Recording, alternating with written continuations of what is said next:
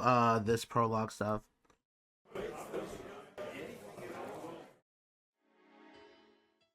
All right.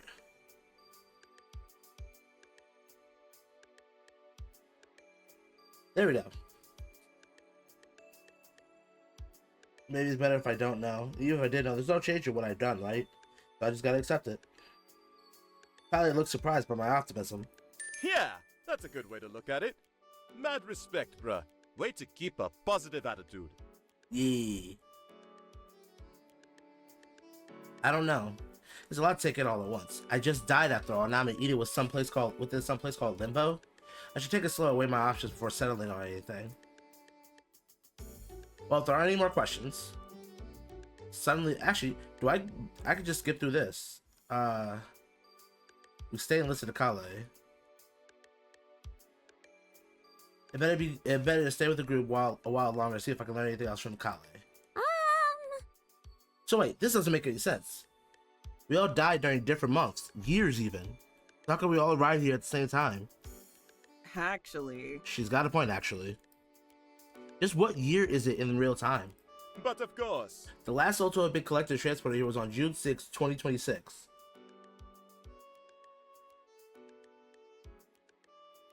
And the next day is when you all woke up.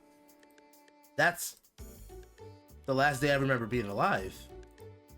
I kept listening. Since it's such a rare occurrence, we keep your souls in Limbo's clouds until there are enough for it to rain. Eden's roots run through Limbo, and your soul's essence is brought back to reassemble itself in the very garden all at once. It's all very simple. I see. She nodded her head, but I think everyone could tell she did not, in fact, see. She's like that, Yes, words, science, and the like. I don't think any of us did from the looks of it. no chance.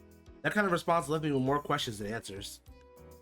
I'd be more than happy to tell you all about it when you've made it to Utopia. And if I don't want to go to Utopia or Hell, you could stay here in Limbo. Like I said before, it's not protected by either side. Resources like food and water are pretty limited. Isn't this the Garden of Eden, like from the Bible? Shouldn't there be tons of food here? Roadkill's got a point. Kale sighed sadly. Not anymore, nah. Not for a long time. Since Adam and Eve? No, not that far back. Maybe 500 years ago, the trees and whatnot just stopped making food. Limbo isn't exactly a place meant for living, but none of us figure out why that is. Besides, food isn't the only thing you should be worried about here. For real? What do you mean? This place isn't exactly the safest either. Corrupted spirits, shadow monsters, fallen angels, and sadistic demons. Don't think for a moment all demons are as friendly as Ramon. Speak of the devil. Ramon had returned from where he disappeared off to earlier. You miss me? The angel's eyes rolled. Oh yeah, sure, like Lolo. I could barely count the seconds. Never expected Angel to be one for sarcasm. I thought you'd be more of a stickler for the proper etiquette. I see the fly out the window when it came to Ramon. But Kale has been so patient with answering all of our questions regardless of how we react. I smiled at the angel. Thank you, Kale. You've been very helpful to all of us. Kale seemed surprised by this. Probably because Probably because all we've been doing ever since we woke up was pestering him about our situation. He smiled kindly. I could feel the sincerity from where I stood. Even if we were all complete strangers, he wanted to see to it that we were taken care of despite the circumstances. I can respect that in a way. Even though he was an angel assigned to help us lost souls, his passion and desire to help us get to a better place didn't go unnoticed. Sit.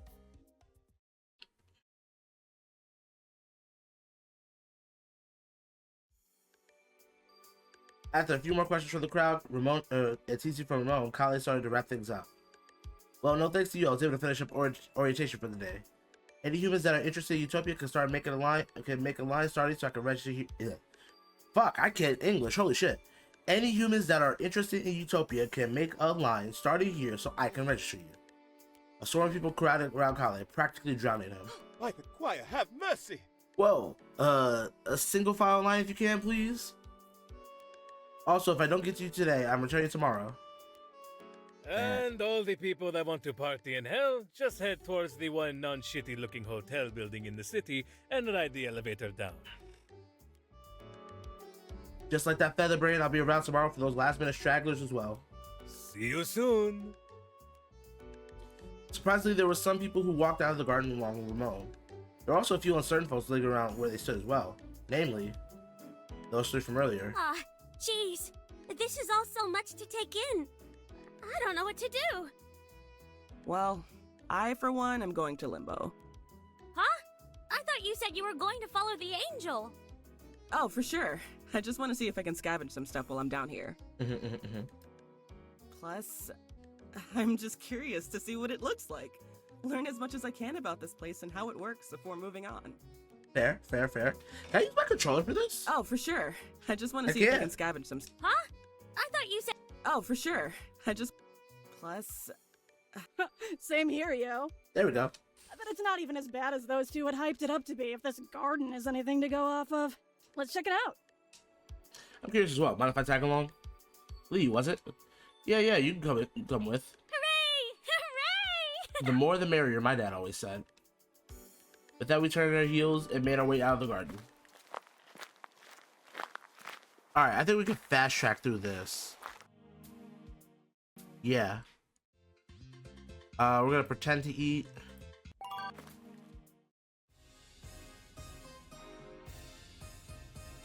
Offer keys. There we go.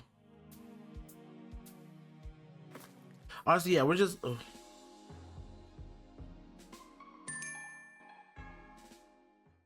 Let's go with the flirty dress. It was my favorite color, breezy and a little flirty. Got some hoop earrings and a matching pair of kitten heels to top it all off. Gang let me have first dibs to change in the restroom. Once I came back and did a little twirl, they all clapped approvingly. You look so adorable, I could just eat you up. Strut them legs, yo. Cute, very cute. Whatever makes you comfortable. Couldn't help but blush as they all compliment me in one shape or another. Give me a small boost of confidence that I really need it right about now. Thank you guys. My turn. Well, I thought I was next. Unless you want to change together. Sure, we're both girls. I'm non-binary, actually. They, he pronouns. That's fine, too. Oh, hey, I'm non-binary, too. Oh, sweet. Another MB up top. Maybe I backtrack a little bit. I'll hop into to make sure D doesn't try anything. Like what? I wasn't. Not that it was consent, of course. True. Didn't want to change in the bathroom together since I was already dressed and felt polite to stay behind. Alright, so we're gonna skip through this.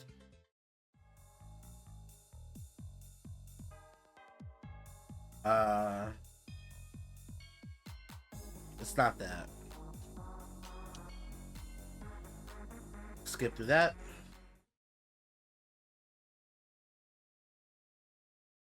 Try to defuse the situation. Break that up. And here we go. Let's save. Save that right here. Actually, hold on. Let's save this part. Because we save right here, that means we can just constantly come back to this specific part and we can like explore from there. I think that's probably the better idea. I'm going to Utopia.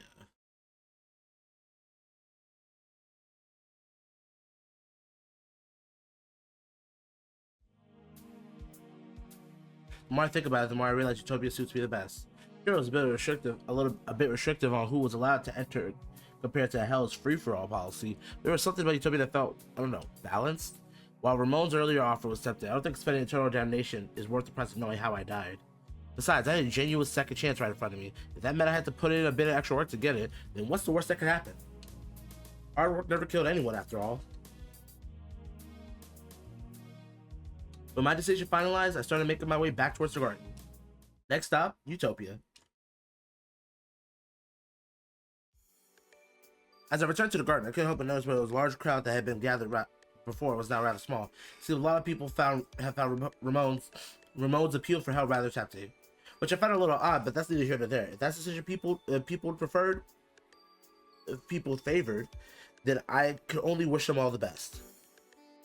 I soon rejoined the small crowd where Kylie gave me a warm and welcoming smile. Ah, you're back. Man, I was a tad nervous thinking Ramon might have considered you to go over to hell. He tried to laugh his own comment off, but he was obviously extremely nervous. With the rather sad turnout of people like this, I can't really blame him.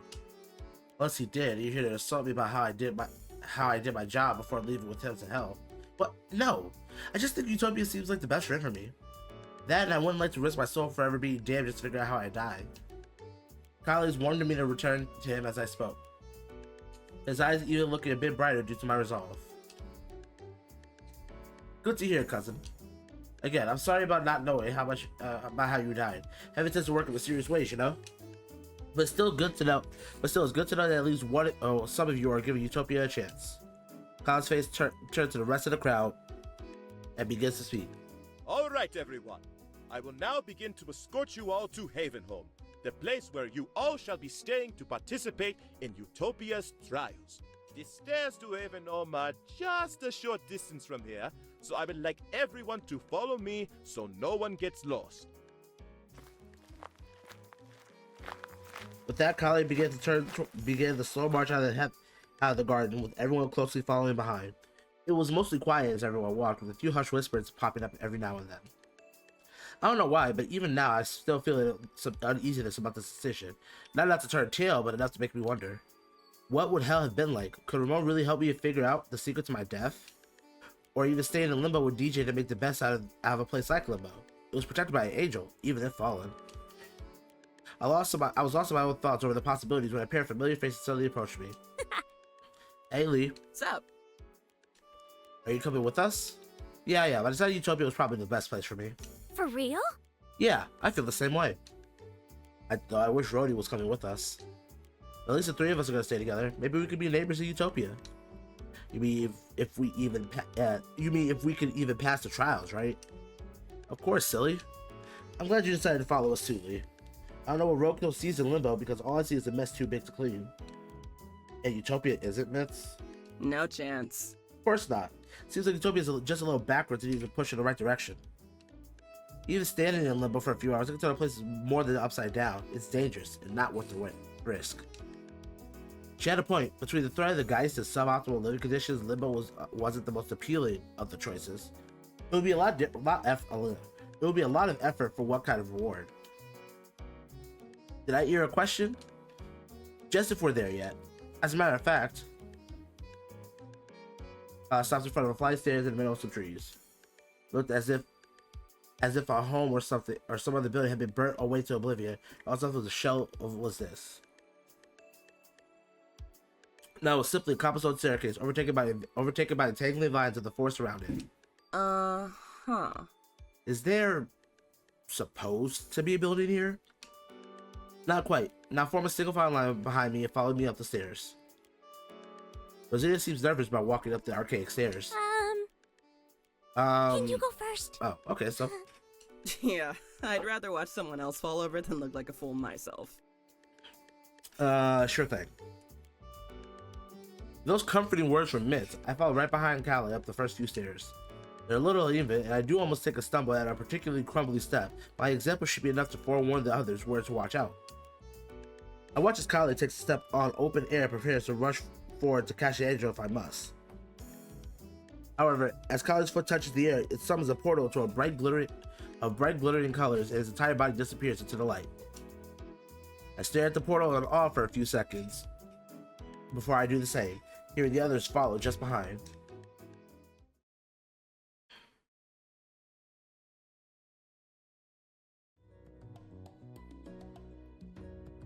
Welcome to Havenholm! This is where you all be residing during your time here when you're taking the trials. Callie motioned towards the town as he explained. There's so much more to see before I get you set up proper in your new lodgings. With the wave of his arm, the angel guided us past the town towards a new destination. This here is the park. Most people tend to go here after their trials to relax and mull over things.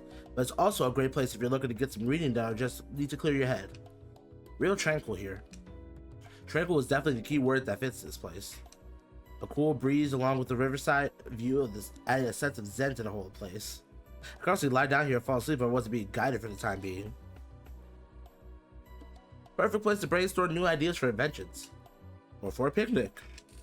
That it is. We also hold recreational events to further the community's bond. Next stop, passing through the park, I took in a long breath of the pure, clean air around us. Soft sounds of the rivers took away any worry I came with, and settled it aloft down the stream as we walked. Staying here was starting to look pretty relaxing. Now this next spot we're coming up to is a personal favorite of mine. Finally directed the group's attention towards the next site. More stairs! Yay! Well, kind of like the one from before. It was completely different than the one from before. Pure white steps and gold handrails that traveled up at least several flights worth off the ground. This one would perchance also lead us to some other realm. A good eye that you have there, sis. Here in the heavenly afterlife, stairs such as these may look dislocated, but are actually how we travel from great distances within Utopia's kingdoms. These stairs are all the ones you shall climb should you succeed in fulfilling your trials. Once you step through the portal, open portal at the top, you'll be transported to your true home, Utopia. Whoa. Whoa, indeed. And it is here why I shall go proclaim this oath to you. My brothers, sisters, and cousins alike, put your faith into me, and I will guide you to the promised land. This I swear. There's a small round of applause for the group.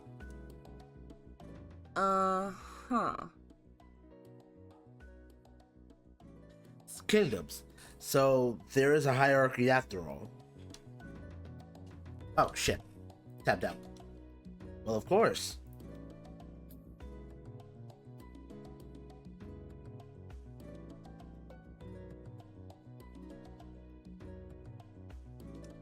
There are 9 main kingdoms up in Utopia, governed and named after the seraphim that preside over it. Why can't I see anything, bro? What the fuck? There we go. So they're the head kahunas, so to say, you know? Will we ever get to see one? The cherubim shows himself from time to time here, mostly on business though. Who knows? They may even come around to see some of you at work. But I'm getting ahead of myself. I'm sure you don't want to hear me go on about them anyway. Actually, yeah, I do. Actually, I'd love to hear more about Utopia. Probably perked up at hearing that. Oh, well, where to begin? I suppose from the lower down makes the most sense. The lower acquired kingdoms are made up of angel, archangel, and principalities. Most people spend the remainder of their afterlife in Angel's Kingdom until their soul is at peace, and then they're ready to be reincarnated. All life on Earth is recycled in some shape, form, or another. In a past life, you might have been a majestic animal prowling in the plains or the ocean. Maybe a beautiful carnation found in a bride's bouquet. Or the ladybug that lands on someone's shoulder and grants them good luck. That's an actual thing? Well, since you seem like the type to want numbers, I would say a ladybug landing on someone increases their luck by 5% for the day. It may not be much, but a blessing is better than no blessing. OMG! I want to be a dog. Huh? A golden retriever to be exact. You know what? She definitely is a golden retriever. I used to have one back on the earth, and she was the sweetest little big girl.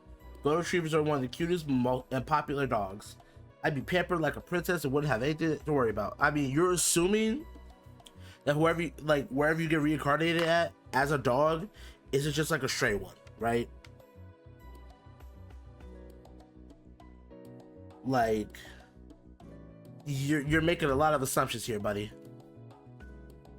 Like bills or school, and before Rosita could get any more worked up, Mid's pet the top of Rosita's head. She instantly calmed down. Wow, she's just, yeah. You were saying, right? As I was saying, while in most cases humans stay in Utopia until it's their turn to reincarnate, there's a good portion of humans that choose to stay in Utopia for eternity.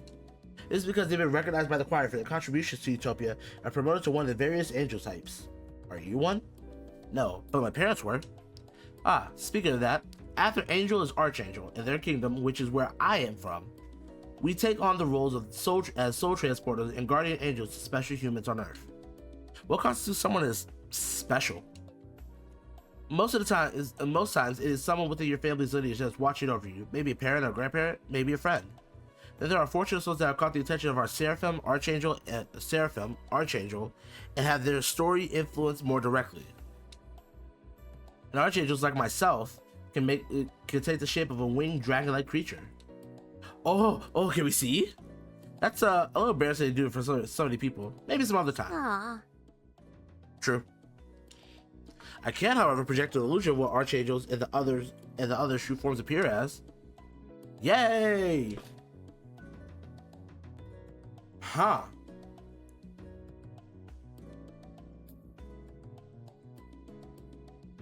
Okay. Wait, powers, black wings, hardness, so wait, huh. Apologies to the pictures of the best. I studied healing over illusion in magic school. Fair enough.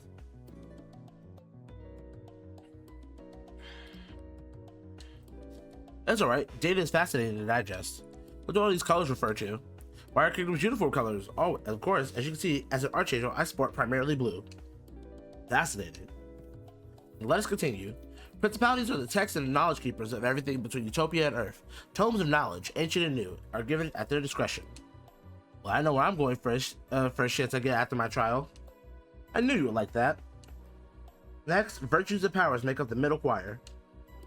Virtue's Kingdom is the most lovely of them all, with artisans, writers, and musicians gifting beauty and culture to every corner of their realm. Similar to archangels, they influence certain humans, though they specifically give inspiration to those who are more virtuous and virtuoso in nature. They've often been given the nickname muses throughout history. While powers are essentially our military force, they deal with the corrupted demonic forces that plague our realms. And finally, there's the High Choir, composed of the Dominions, Cherubim, and Seraphim kingdoms. Dominions make up our lawmakers and enforcers, having a hand in everything to ensure it's running in perfect harmony. Cherubim are our protectors of nature, having been the ones to terraform Earth. That being said, they aren't too pleased by what some humans have been doing to their work. Such is the way of man. And the Seraphim is where our leaders met for the important discussions regarding Utopia and Earth alike. And that's it for the quick overview of Utopia's kingdoms. Again, archangels, archangel, principality, virtues, powers, dominion, cherubim, seraphim. Hang on a sec. I've only counted eight kingdoms for the ones listed. Oh, silly me. It's easy to forget thrones sometimes. Thrones is, or rather was, a part of the higher choir. Alongside dominion would a throne work to be the law and order of the realms. That is, till Lucifer's fall. It's a long tragic tale, but essentially, our original thrones, Lucifer betrayed and plotted against Utopia for power they took most of the choir with them. Any remainder were resorted to Dominion's choir, and the current quote-unquote Seraphim occupying the title is merely a puppet filling the necessary duties of the title so that balance isn't upset. I'm sorry, that's all I can say on the matter for now, since Lucifer's fall and what proceeded after are still sensitive subjects taught to us. Just know that you all have made the right choice in coming to this side, since nothing but evil and misery can be gained from whatever original sinner has brought to the realms. Well, that covers the overview of each of the realms. Let's head on to the next area, yeah? Though I was a little curious on the history of Lucifer's fall, as if not to stress out Kali on the subject, I nodded my head so we can move on. Now, I'll admit, I'd lied when I said those stairs were my favorite part of Havenholm. The next part we're coming across is my absolute favorite place to be. Moving further from the scenic town, Kali guided the rest of us out, motioning us over to the next point of interest. Before us laid a calm, serene beach. The sand was as white as snow, and the water was clear crystal. Waves moving gently from sea to the shore. If there was a dictionary definition of a beach, this would be the place. This right here is Hope Strand. It is by far the place to be if you're ever looking to spend some downtime between trials, friends. The water is crisp, the waves are perfect, the feeling of getting up early and watching the sunrise from here is absolutely breathtaking. But the real showstopper is just around the corner. As we all move further along the shore, all of us were greeted by another interesting sight. Is that a church? Most definitely. This is where we'll be meeting most of the time when it comes to your trials, as well as a mandatory Sunday service, of course. Arrows for the crowds we admire the coastal cathedral. Oh, ha. I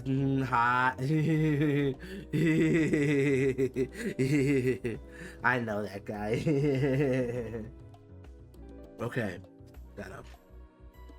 Ooh.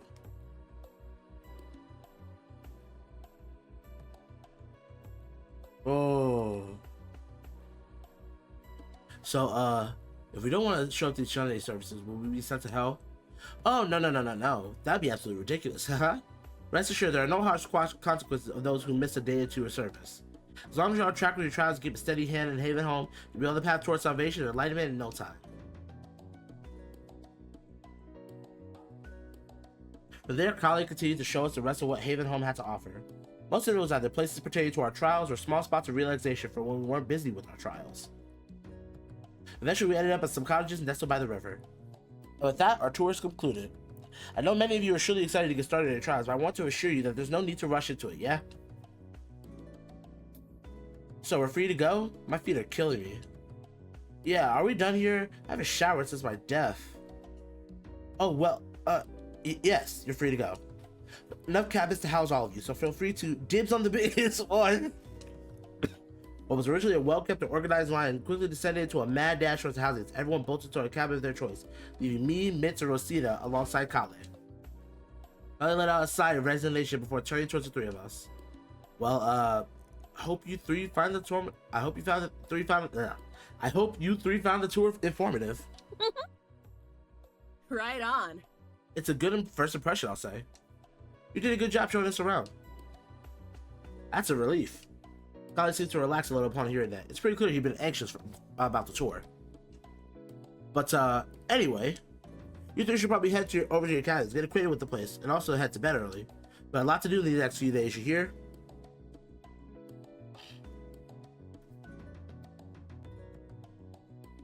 Roger Dodger. But my name's not Dodger. It's a turn of phrase, silly. Oh, right, of course. Kali tried to laugh off his comment, but it's pretty clear he's new to modern vernacular. The poor guy. I wouldn't say Roger Dodger is fucking new. That sounds like 50s slang. Heading to bed early seems easy enough. I'm eager to prove I'm worthy to be here. Well, as I said, there's more than enough cabins to house the rest of you properly.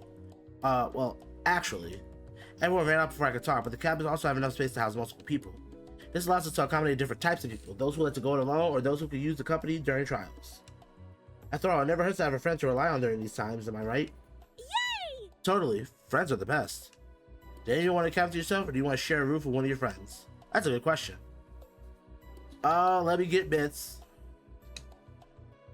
Oh, you like to stay with Mitz? Yes, I would. If that's okay with her, of course. Of course it is. Plus, this works out perfectly for me. I can use your help on a little project I mentioned back in Limbo. You mean the one to make yourself a new hand, right? That's the one. Glad you see you were paying attention. Sorry in advance if I eventually end up keeping you up all night with the bang going around. Science never sleeps, you know. I don't think Mitz meant to make that expression so innuendo-y, but she couldn't have phrased it more suggestively. Part of me thinks it didn't even cross her mind. I'll just keep that little thought to myself for now. But not tonight, though. The whole thing's left me surprisingly tired. Huh, now that you mention it, I am too. Yeah, sleep sounds pretty good right about now, so no, I won't be keeping you up tonight. No promises for the future, though. See that? See, she knows what the fuck she's doing. I can't help but chuckle at that, rubbing the back of my head. It's hard to tell if Mitz is being genuine or flirtatious. After all, we only met just the day before. While I space it out, Kale turns to look at Rosita. What about you, Rosita? Would you like a cabin to yourself or with your friends? I look over Rosita as she has a hand to her mouth. Her eyebrows wiggle as she glances between me and Mitz.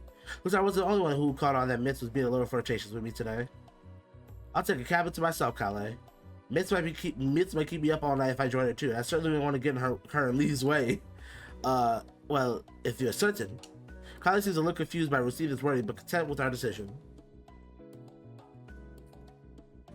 With the lodges decided, Kale leads us to where we'll be staying. He drops off Rosita. Actually, hold on, wait. I just realized something. Let me go back.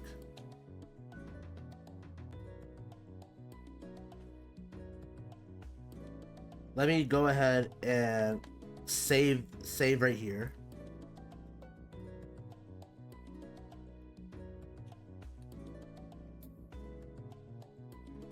Yeah, give me back to where I need to go.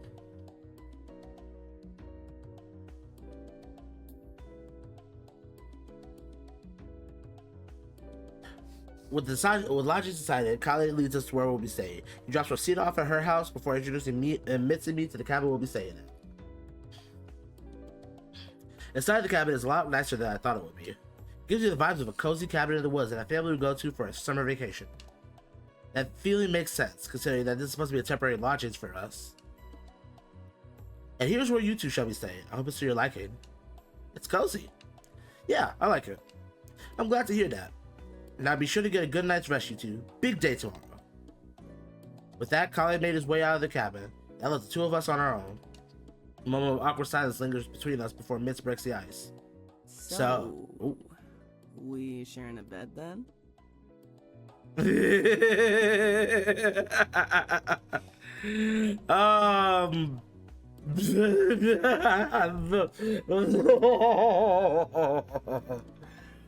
Maybe. I can't. All right. I instantly sputter out my words, feeling my face heat up as my tongue practically ties itself. She really just asked that? We're gonna bury myself too deep into a hole. Miss begins to laugh. I freeze the place as an echo and laugh. Her laughter could kill. Sorry there, pal. I'm just teasing. Are you though? Had to do something to break the ice, right? Break my ice. I mean, what? Anyways, I can't help but huff a little at her joke, but I can't really stay mad at her. Though I have to admit, I feel some disappointment from the joke. This part of me really does want to spend the night with her. Even if we did just meet yesterday, I can't help but feel like Mitz is someone I could trust. Haha, very funny. Well, now I'm embarrassed and mortified. We really should head to bed. Aw, don't be like that. We're allies now, right? Allies? Yeah, with your help, we're sure to get into Utopia would be a piece of cake. Well, I like your confidence. You really should have more of yourself. You don't have anything to be ashamed of. My face burns up again, this time with more intensity. Mitz really has a way with words, doesn't she? Oblivious to my emotional state, Mitz stretches her arms behind her and lets out a yawn. Her yawn makes me yawn. It's like a ball being hit back and forth. Kind of funny, but it's obviously exhaustion has hit us at full force. Well, I guess I'll just take this room over here. No point in arguing who gets what room, right? I mean, they're right next to each other and look to be about the same. So we're on the same page then. Nightly. See you tomorrow. Good night. Mitz and I head to our respective rooms and close the doors. The stillness of the night washes over me and I stand alone in the room. It's almost picturesque. A single lamp sits on a desk, illuminating the space. A bed sits beside the desk, already made. The bed feels soft. Though I start to think about getting in, I realize something. I don't have anything to change into. No pajamas, no change of clothes of any kind. I suppose it's the same for everyone here. However, it's the thought that hits me with a new dose of my reality. I'm not at some summer camp or on some sort of vacation or whisked away on some cruel reality television show. I'm dead. I flop over onto my back and stare up at the wall, listening to the silent night air around me. I can vaguely hear Mitz moving around in the other room, though it's too much to tell what she's doing. Or she's feeling any of the same anxieties I am. If she suddenly feels as alone or helpless the way I do. Kale promised to help us earn our way to Utopia, and I guess I just have to hope that he's telling the truth. I let out a sigh and get as comfortable as I can in the bed. As I turn on the light, I can only hope that tomorrow will alleviate a lot of my fears.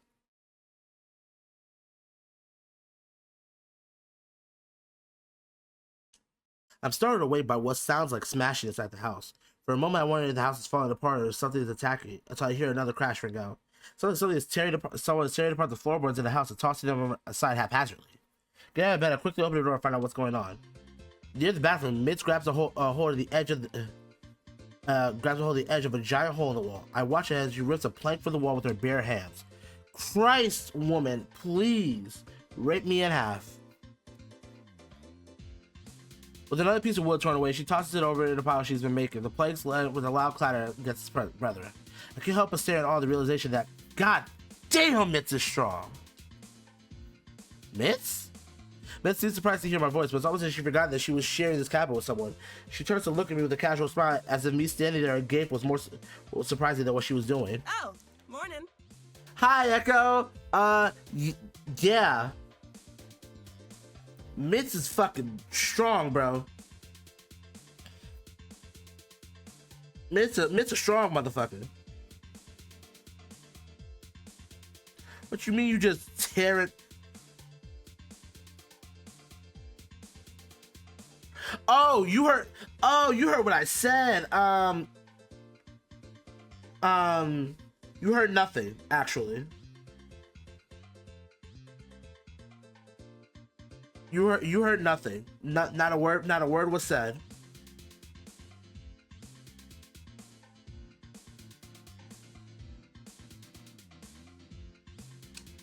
Mitz, what the actual fuck? Mitt's grin shifts to mischievous at my response, clearly aware of something that I'm not. Her hand reaches into the wall and starts wrestling around inside of it as she explains. Well, you see, last night while I was considering using the bathroom, I had a bit of a hunch. If Utopia is so behind on the time, then maybe their buildings still have metal pipings in the wall. You're ripping the metal pipings out the wall? You fucking... Oh my god. She's an innovative lunatic. Oh my god, that's so hot. Holy fuck. You're not about to sit here and tell me you're gonna rip the pipings out the wall to make your fucking... Oh my god, she's insane. Holy shit. Mitz yanks something free within a wall, a dull silver pipe. She hands it over to me. I look at it curiously, noticing right away that there isn't a speck of rust on it anywhere. I also notice our cabinet isn't suddenly flooding with water. I guess Mitz shut the water off before doing any of this? And see? I was right. Yeah. Yeah, you were. Free and easy scrap metal. Easy? I look over at the pile formerly known as a wall and notice how easy Mitz makes it all look. Note to self, don't underestimate how easily Mitz can crush me. I mean.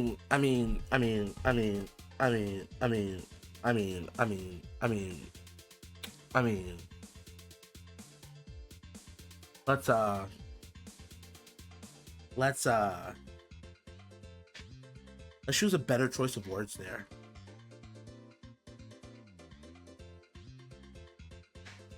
Anyways, side note to the note, that's pretty... I mean, like, what do I even do in that situation, right? The game acknowledges that's fucking hot, bro. What do you want from me, bro? You want me not to say that, bro? Fuck, god damn it. Oh, hold on. Holy shit. While I'm lost in thought, Mitz takes the pipe back from my hands and expects it in closer detail. Now let's see here. Well, it's clearer than that copper, which is a shame, but... Wait. Mitz pulls the pipe closer to her face and looks at it very intensely for several seconds, even twisting it around in the light for a better angle. Then her face falls into a look of horror.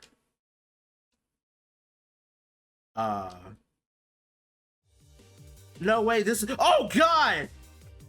No! What do you mean the fucking... What do you mean heaven has lead piping?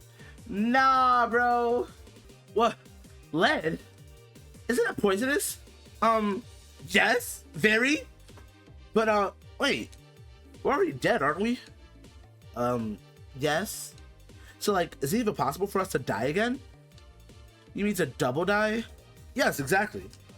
Can you imagine how many people pass through these cabins that know they wouldn't, I can't imagine with how many people pass through these cabins that they wouldn't know if lead pipes were actually dangerous or not. I guess it would depend on how long the people stayed in the cabin and how much water they consumed. In small quantities, it could take several months or even a few years to build up enough lead to be lethal. It's entirely possible that people at Haven Home don't stay here long enough to feel the long-term effects. That doesn't mean the threat of lead poisoning isn't any less real. Not to mention, you'd be feeling the negative side effects of ingesting lead long before it turned lethal. That's only if it's in small doses, like I said. We need to run some tests just to see how bad lead is contaminating the water here if it's with regular use. Regardless of the results, if this level of technology if this is the level of technology we can expect to see, the Utopia is in for a massive overhaul of their water systems. Can't exactly argue with Mitz on any of this, as she clearly knows a lot more about the subject than I do. I can only nod my head and follow along. At the very least, I don't have any reason to doubt her. You know, the reason heaven might be like, let's actually call a spade a spade. I think heaven might be might be backed up, like, you know, in the canister, is because of the fact that, like, you know, chronologically speaking, those who are older die. So like Heaven's like technology is only as advanced as the most recent person who died is, right? So like we're still working with like lead pipes and lead pipes and like, you know, CD players and shit, right? That means that the technology is only in like advanced far enough to where that is the most recent thing. That people who create the internet are still alive. People who are like, you know, created smartphones are still alive. Well, Steve Jobs is it, but like actually, you know, that actually kind of throws all this. Well, Steve Jobs might be in hell. He's probably in hell. Never mind. Before Mitz can continue to ramble on about the effects of lead poisoning on the human body, there's a loud knock at the cabin door. Neither of us can properly react. Kylie just lets himself into the cabin. Goodness gracious, and the names that are holy. What happened here? You can't see his reaction, but I imagine Kylie has the same horrified look that I had on my face. Miss was about to give him a chance to let the moment sink in, though, stopping right over to the angel and thrusting his pipe into his face. These pipes are lead! Calais? Okay. Do you understand how dangerous this is for everyone here? I know that the demon back in the garden said that Utopia was a little behind on the times, but this is ridiculous! True. The water should be perfectly fine. I can assure you that you should be able to drink without any negative side effects. What? How? Why, magic, of course. Mitz gives Kali a flat look. I can't exactly blame her. The answer would be ridiculous coming from anyone, regardless of how true it might be. All the water at Haven Homes has been blessed by Utopia. That means no matter what falls into the water or what pipes it travels through, it will always be perfectly clean to drink. As Kali says that, my memory was jogged back to the water fountain I had found back at the mall in Limbo. I remember drinking the water I had found back in Limbo. It tasted perfectly fine despite how long it must have been sitting there. Was that blessed by as well? You actually drank out of that? Well, yes, of course. That fountain in particular was blessed to make it at least a little easier for those who decide to stay in Limbo. Those who fail Utopia's trials often return to Limbo to await their next chance to take them. So blessing that fountain is a small consolation for comfort. Mitt still seems unconvinced. I guess I don't have much of a choice but to accept your words at face value for the moment. I don't like have the equipment to test there's lead in the water right now anyway. Once you know by drinking it, you can't taste, smell, or see lead in water leave. Oh. That's probably why it's so dangerous then. Whatever, I wasn't tearing up the wall because of the lead pipes anyway. You weren't? No, I was looking for the scrap metal to make a new hand with. I could use the lead to build some batteries, but I wouldn't want to use them for the main body of the hand. I don't suppose you have any spare metals laying around that I could use. Unfortunately, we don't really have what you're looking for. Most of the metal we do get is already used for such things as pipes or cutlery. Shoot. It's definitely gonna make it harder to replace Mitt's hand. Though I do think there's something that would be of help to you. Oh? It was going to be a surprise, but today's mail issue is being sorted out. But while today's mail issue is being sorted out, I guess I'll go ahead and tell you now. There's an event I'm holding today where you can win a gold trophy. It's a competition to celebrate the arrival of all of you in Haven Home. A gold trophy. Yes, I made sure to have it custom ordered for this contest myself. It should be enough metal for all your needs. I don't suppose there'll be trophies for second and third place too, right? And they won't be as big, but of course. Are they bronze and silver? Yes, they are. Good. This is decided. I'm winning the third place trophy. I've never seen someone so confidently declare that they're going to get third place before. Are you sure you don't want to go for first? I'd really rather you try to have fun with these team building games. Nah, gold is really flaky and hard to work with material. I could build a hand out of it, but it wouldn't be ideal. I'd much rather make it out of bronze. Well, as long as your partner agrees to do that with you, then there shouldn't be any problems. Of course there won't be any problems. You want me to win the bronze trophy, right, Lee? Oh, have you two already decided to compete together? Well, why not, right? You don't mind, right, Lee? Yeah, I don't mind. Especially if it makes Mitz happy. I'm all about making Mitz happy. I'm all about making this woman happy. I'm all about making this woman happy right here. Like, this woman's happiness is my happiness. Very well then. I'll go ahead and write you two down as a team now. The event will start in 2 hours, so go ahead and help yourselves to some breakfast while I check up on the others. Sure thing. With that, Kali gave a quick, courteous bow before turning around and headed out of the cabin. Without missing a beat, Mitz turns to me. I can already tell she's calculated her strategy. Alright, first things first, we need to establish just how many games we need to win and lose in order to come in a neat and tidy third place. Yeah, if we lose too many, then we won't place at all.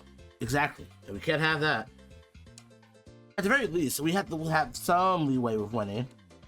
Silver isn't ideal, but I can work with it better than gold. Still, we should strive to get bronze. I pondered about that a bit. Mitz seemed perfectly okay with losing the games, but do I feel the same way? At the very least, it doesn't feel right for Mitz to be so willing to accept losing, even if it means getting what she wants. This thoughts hurting my head. I'll check the cupboard and see what food is there to eat. I'll leave the cooking to you. I was never really good at it myself. I'll even miss to ponder things while I search for food. Between the cupboard and the fridge, I find a fairly wide variety of foods from lots of different cultures and countries, as well as options for vegetarians. See, the cabins were well prepared for just about anyone who might end up staying in them. I'll make a simple breakfast out of what I know how to cook and prepare some coffee for the both of us, seeing that it was looking to be another long day. We in relative silence. I didn't want to disturb the bits brainstorming, but before long, 2 hours had passed and a bell began to chime somewhere outside the cabins. I was being Calais is summoning us for the meeting. Come on, Lee, let's go. I'm taken by surprise as Mitz's hand wraps around my wrist and she starts dragging me out the door. Seeing Mitz is in a hurry to sort of win the games. I blush a little as I struggle to keep up, realizing her grip was way too firm to escape from, but also realizing I wouldn't want to if I could.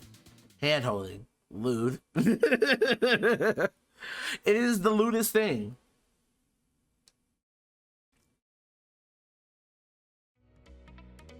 It doesn't take us long to arrive in the park. Everyone else trickles in from their cabins as well. The grounds have been set up with whatever activities Kali has prepared for everyone that day. Cute little flags on strings, banners have been placed all around to indicate the different games that we'll play. I was actually pretty impressed with how all out Calais was going for our first day in Haven Home. I turned my gaze over to Calais, who was standing at the podium set up on a small stage that everyone's gathering around. Actually, he was scanning the small crowd to ensure that everyone had arrived before he spoke. Aloha Ayana, everyone. I'm glad to see you all made it in a timely fashion. See, as most of you will be strangers to each other, I figured it'd be fun and productive to have our first day together at Haven Home focused on competing in some team building exercises. I have several competitions lined up for you all, from tug of war to three-legged races. And of course, I have prizes intended for the winners of the overall competitions, and consolation prizes for everyone else. So go ahead and start socializing if you haven't already found your teammate. Once you decide on your team, just come and see me. I'll sign you off for the competition. And if for some reason someone can't find a teammate or doesn't wish to participate, just come see me and I can make arrangements for you as well. With Calais' speech, that's gonna be hard to fucking unbreak. With Calais' speech finished, the crowd around us breaks into murmurs as people begin talking to each other to decide upon teams. Well, not to be mean about it, but I don't think there's anyone who here is gonna stand in the way of us accomplishing our goals. Our goal of getting third place? That's the one. Are you sure you'd be happy with just third place though? Why not? Bronze would be the ideal medal for me to be working with after all. I mean, I could use silver. It'd be a nice color in the end. It'd be tougher to work with, you know? Fine. It's fine. Just stick to the plan. I promise everything will work out fine. Part of me understands Miss logic, but another part of me feels strange about it. Miss is always confident and proud of herself, so it seems strange that she settled for anything less than the best. Maybe bronze is the material she wants working with the most, but I kind of like to see her succeed. What's the right thing to do here? First place is obviously not what Miss wants, but would it be so bad to help her earn a higher place? While I'm lost in thought, Mitz has already walked over to Calais to sign us up as a team. Literally, if you want to make her the happiest, you give her what she wants. She wants to be able to get third place, to be able to work with bronze, because it's the easiest medal for her to work with. I would rather have her have that than me trying to go out of my way and be like, yeah, let's win this. And like, she's like, I don't want the first place I don't want the first place trophy. I'm not going to be able to work well with gold, you know? I mean, the other side of it is that you could easily just be like, hey, I'm gonna win first place and we could just swap trophies, you know? But like, who's gonna be like that, you know? I guess we'll just figure it out as we go along, I suppose. For now, I'm trying to focus on having fun with the games with Mitz. After a few competitions later, it's about midday in Utopia. You can help but pause and wonder, Utopia's day and night cycle is artificial if this place actually circles a real sun, or...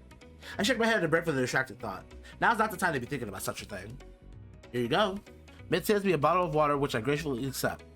Thanks. We've competed in a few games so far and have done pretty well. We've actually managed to win a couple of them, while strategically losing only a couple. Competition has dwindled down to the last handful of contestants, and Mitz's master plan is finally coming to fruition. Alright, so I've calculated it out. There are only 3 competitions left. and our best bet to get third place is to get first place in one of them while ensuring the others get enough points to earn first and second place. And the best way to ensure that is to lose the next 2 games and win the third one. That is a plan, all right. It's solid. I don't know what my character is like, getting annoyed about. Like, that's a solid fucking plan. Like what are we saying here? It's great, right? A foolproof plan. Sure, unless we can't win the third competition for some reason. Calais. Attention, everyone. Our discussion is interrupted by Calais, who's back at his podium to announce the next competition. You've all been doing spectacularly. I hope you've enjoyed yourselves, win or lose. Competition has been fierce, but we're finally down to our last 3 games. Anyone in a lower place shouldn't count themselves out just yet, because winning these 3 games could give you the final push you need. So the next competition will be the 3-legged race. Everyone who wishes to compete, please head for the starting line. Come on, Lee, we got a competition to lose. Right.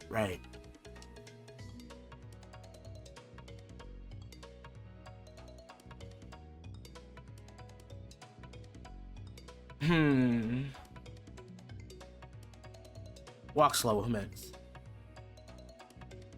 And we lose the race with ease. Haha, yes.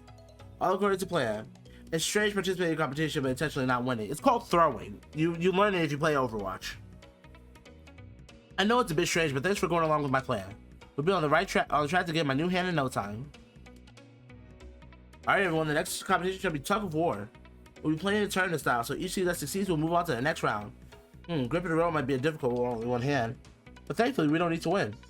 I always did kind of like tug of war. Let's go have some fun. Don't tug too hard. Up against Rosita, some girl who looked like she was always on the verge of a breakdown. A whistle was blown, and I barely put up a fight as Rosita's team easily starts to tug us towards their side of the field. Rosita stares at me, surprised that neither one of us are putting up any resistance. But I simply nod to her and tell her that it's alright, and she seems to catch my drift. With one hard pull, Rosita drags Mitz and I over the line, and the game is over. I love the smell of a plan coming together in the morning, but it's the afternoon. It's not important right now. What is important is us assuring you that we'll win the third game. And you're certain we will. Of course I'm certain. On my own, it would have been difficult, but I would have certainly done well in all the games up until now. But with your help, I've been all but guaranteed to sweep the competition. The only reason we haven't is because you've been following my plan perfectly. Glad to know I was of help then. Exactly. I know we've got this. We already know the other 2 teams are just as poised to get first and second place now, so we just have earned that illustrious third place. Well, I'm glad to see you're happy. When it comes to making plans, I'm always coming out on top. You can leave everything to me. Well, Mitz seems confident at least. I don't know if I share her confidence, but we're going to do our best to win the final game. Bravo everyone. Can I just say that seeing you all compete out here while working together has raised my spirits so? I can feel the bonds of friendship flowing from everyone. You all should be proud of yourselves, regardless of where you have fallen in the rankings. With that said, it's time for the final competition. This round, the top 5 teams in the league will go head-to-head in one last fun competition for the entertainment of everyone.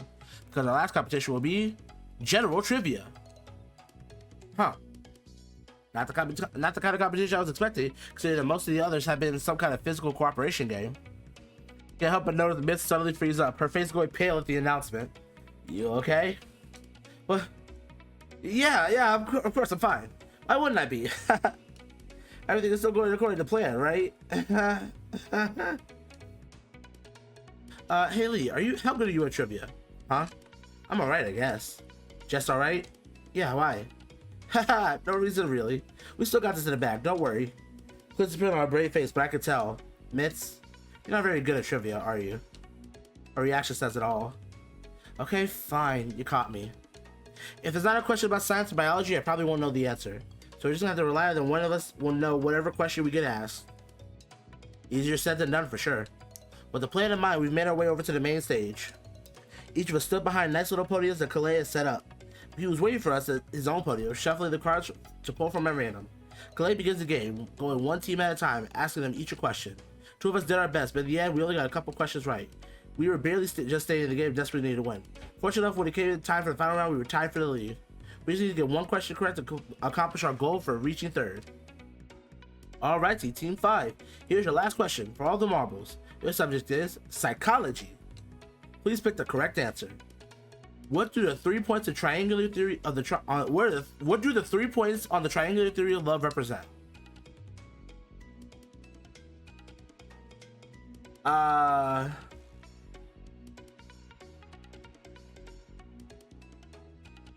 going to assume intimacy, passion, and commitment.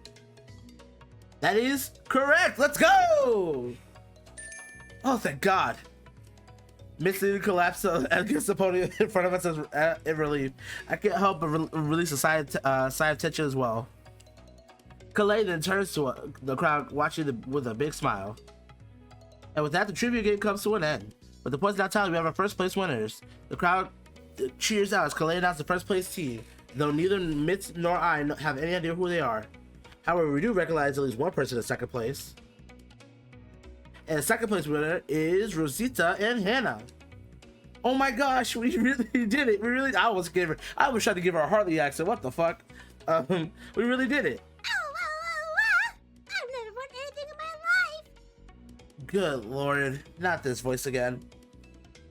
All right. I'm so happy I can die again. Oh God. Okay. Huh. Breathe. Please don't. And in third place is Mitz and Lee. Mitz gives a big smile away to the crowd, clearly happy that her plan had worked out perfectly. Her happiness is infectious, at least. Kali starts handing out the trophies, handing a large golden cup to the first place winners, a slightly smaller cup, silver cup to the second place winners. And for us, here you are, Mitz. Third place gets a nice bronze trophy. Kali hands us a decently sized bronze trophy, but it's definitely the smallest of the three. Is this going to be enough for you to build yourself a new hand? It's plenty. Might have to skip on a few features, but I'll have the new hand up and ready by morning. I guarantee it. Well, if Mitz says so, I have no reason to doubt her. With the trophies handed out, Calais turns his attention back to the crowd. Thank you everyone for participating in the Haven Homes team building competition.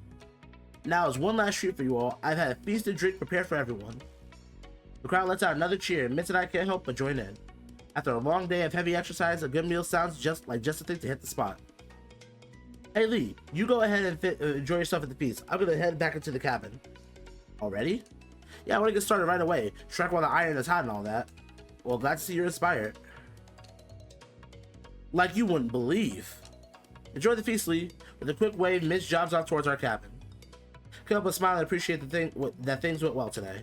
I'm not sure if it could have gone better at all, but the games were fun. I could spend time with Mitz, and Mitz got what she wanted. There's no way you can describe this as anything other than a win. For now, though, I'm going to stuff my face and relax. Not sure what tomorrow will bring, but if today was anything to go by, things at Haven Home are going to work out just fine.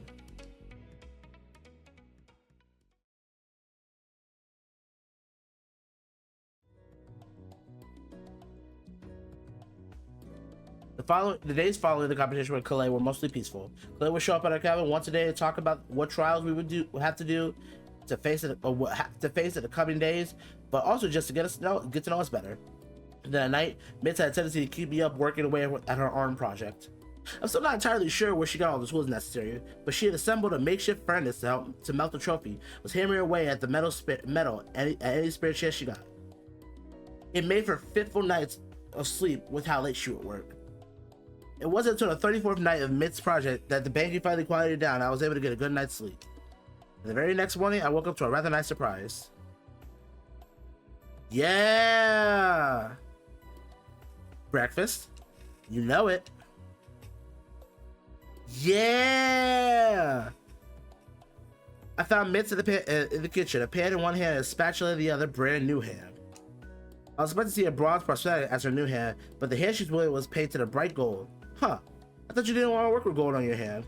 Oh, I didn't. This is the bronze I got. This is the bronze I got. Just kinda had some gold paint laying around. I figured with the hand done, I might as well make it look nice. Do you like? I do. It fits you. Aw, thanks. Anyway. I wanted to thank you for putting up with how loud I've been the last few weeks. I know I couldn't have been easy to sleep. I mean, at least I got some sleep. Yeah, but my parents made sure to teach me that if I inconvenience someone, that I should do something nice for them in return. And I inconvenienced them a lot. I can imagine. So, breakfast. Been a little while since I cooked, so I hope you like it. Doesn't take much to convince me, seeing as the food she prepared already looks pretty good. I take a seat at the table and Mitz serves me up a plate of fresh pancakes topped with plenty of butter and syrup. I do not hesitate to pick up my fork and start digging into the pancakes. The first bite fills my mouth with a rich, sugary sensation of pure bliss. Mitz really sells herself short of what she could do. They're absolutely delicious, Mitz. You think so? Try some. You won't be disappointed. It doesn't take long for Mitz to finish preparing herself some pancakes, and soon the both of us are happily eating our breakfast together. Soon it matters most before the food has vanished from our plates. Well, with our breakfast out of the way, we really should talk about something important. Like what? Our plans to get to Utopia, of course. Oh yeah. That was kind of our entire reason for being here. With my hand all fixed up, it should be a lot easier to go through with whatever we decide to do to get to Utopia. But you remember what Calais said, we need to do something that will contribute to Utopia, right? Right, which is part of my problem. Everything I could think to do just seems too small scale. Not to mention not everything I thought of sounds appealing to do either. Like what? Like replacing all the pipes? Even if we can't get sick, lead pipes are just so outdated. Copper or PVC pipes all the way. But could you imagine spending your entire afterlife doing plumbing work? Yeah, doesn't sound exactly appealing. Exactly my point. And I'm not sure what kind of technology I should build for them either, seeing as they at least have CD players. Anything past that will likely require microchips and LCD screens. And where am I going to find the materials for those around here? Good question. Yeah, I've been thinking about it on and off for a while while working on my hand, but I'm caught in a rut. Well, whenever I'm stuck in a rut, I like to take a walk outside. It helps to clear my head and get a different perspective on the world around me. Even if we're dead, we'll clearly still feel the same way we did back on Earth, so it might be worth a shot. Mitz pauses to think about it for a moment. It's kind of cute the way her face scrunches up and her eyes dart around as she's thinking through things. Yeah, I suppose it's worth a try. I admit I'm off my morning jog routine anyways, ever since I died. Maybe getting back in the flow of things will help. That's spirit. Was that a pun? Not intentionally. Both of us share a short laugh over the play on words before getting up from the table and heading outside into Havenholme. Stepping outside into Havenholme feels as fresh as ever. The weather is always so clear and tranquil, the sky a vibrant blue speckled with white clouds, and the soothing sounds of nature that are never far away. If it wasn't for the fact that it was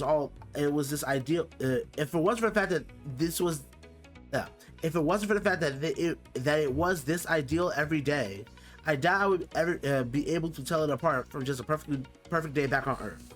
God, I'm bad at English. Though just a quick glance back at Mitz, I could tell that none of this is particularly inspiring her.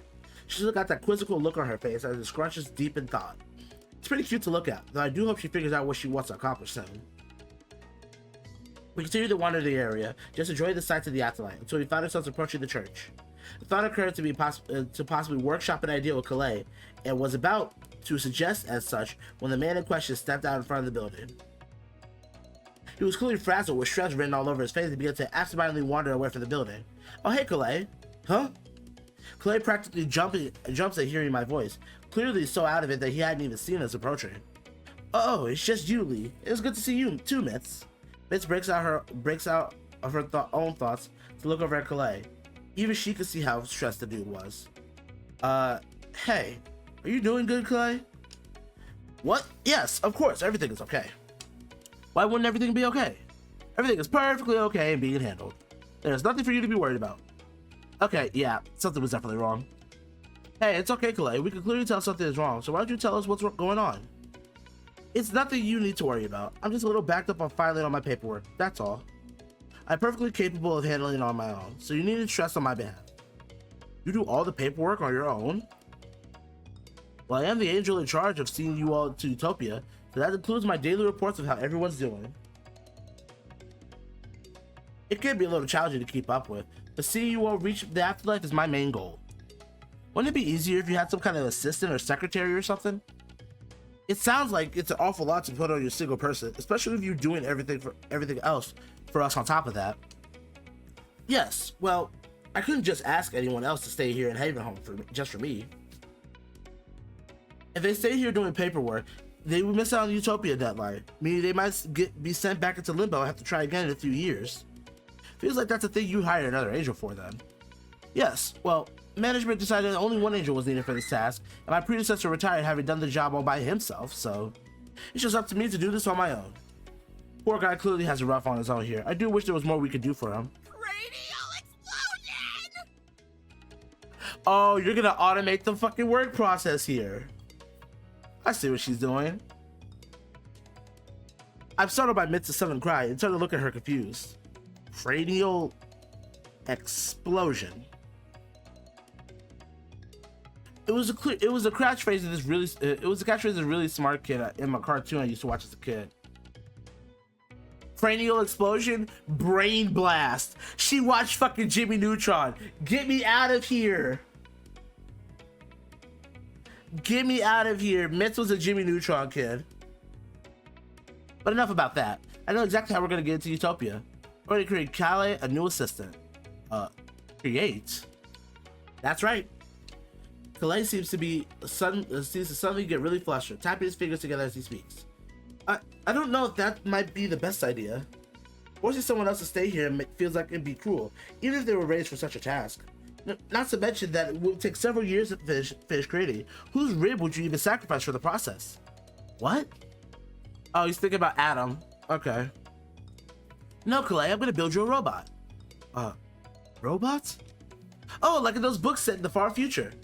Well, they may not be that advanced, but I'll make it as advanced as I possibly can make it. The paperwork will be a breeze.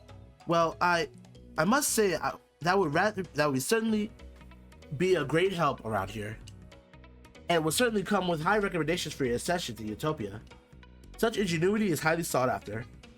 And it sounds like we have a plan, Lee. This walk turned out to be a great idea. But wait, we just went through the whole idea to find ordeal just to find enough metal to make you a new hand. Wouldn't the robot be made out of a lot more materials? It all depends on the kind of robot we make. Sure, a lot of the circuitry and interior pieces may require metal, but not as much as you might think. And for the exterior, we could easily just use wood or plastic to make up the difference.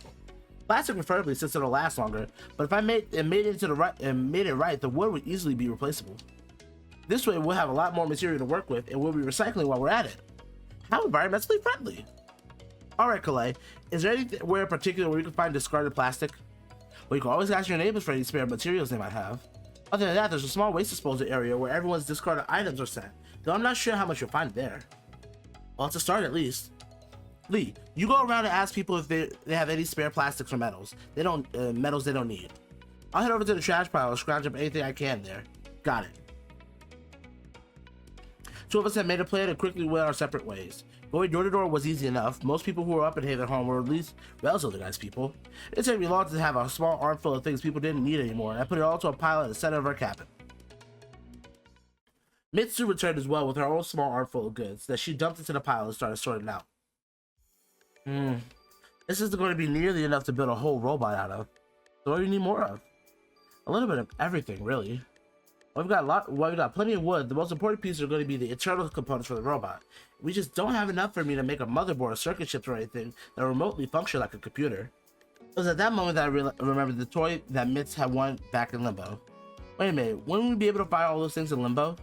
Huh? You know, you're probably right considering that there was that luxury toy robot. If we could find more electrons like that, we would easily have enough parts to build your machine. I suppose that'd be up to if Kalei will let us back down there or not. Is it really worth the risk though, especially with that danger factor? Mitz sort of deflated at remembering that. Crud, you're right. But it's a risk I'm willing to make since I can't think of any other option. She didn't sound so sure in her own words, so she took a deep breath in and out to psych herself up. It'll be fine, totally fine. Other people have been able to survive down there, so can I. Let's get asking Kalei then. No time like the present. It's only been an hour or two since we last saw Kalei, but it seems like he was hard at work at the church after our talk.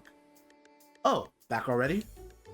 Well, we asked around and searched the dump, but there wasn't enough materials for our project. That is unfortunate to hear.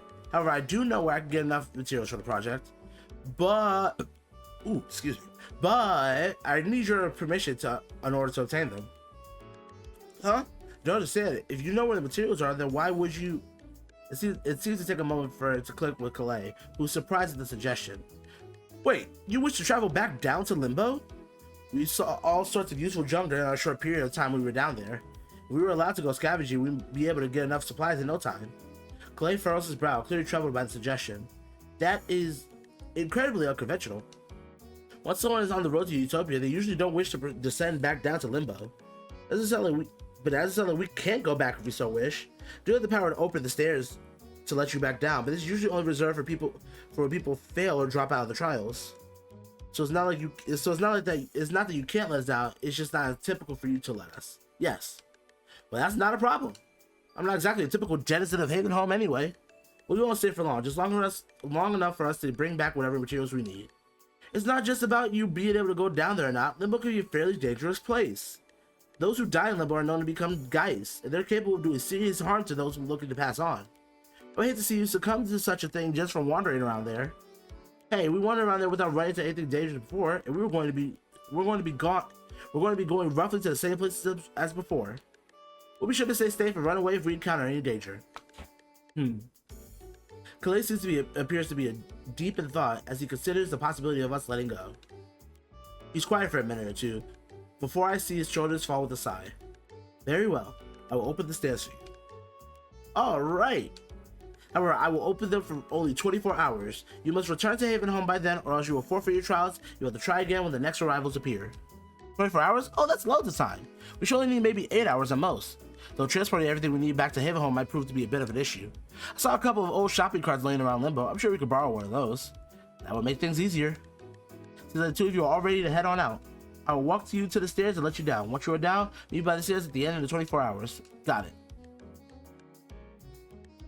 With Calais' permission in hand, we followed him from the church to the stairs we had climbed when we first entered Haven Home. Portals shimmered with light once more as soon as we were descending back into Limbo.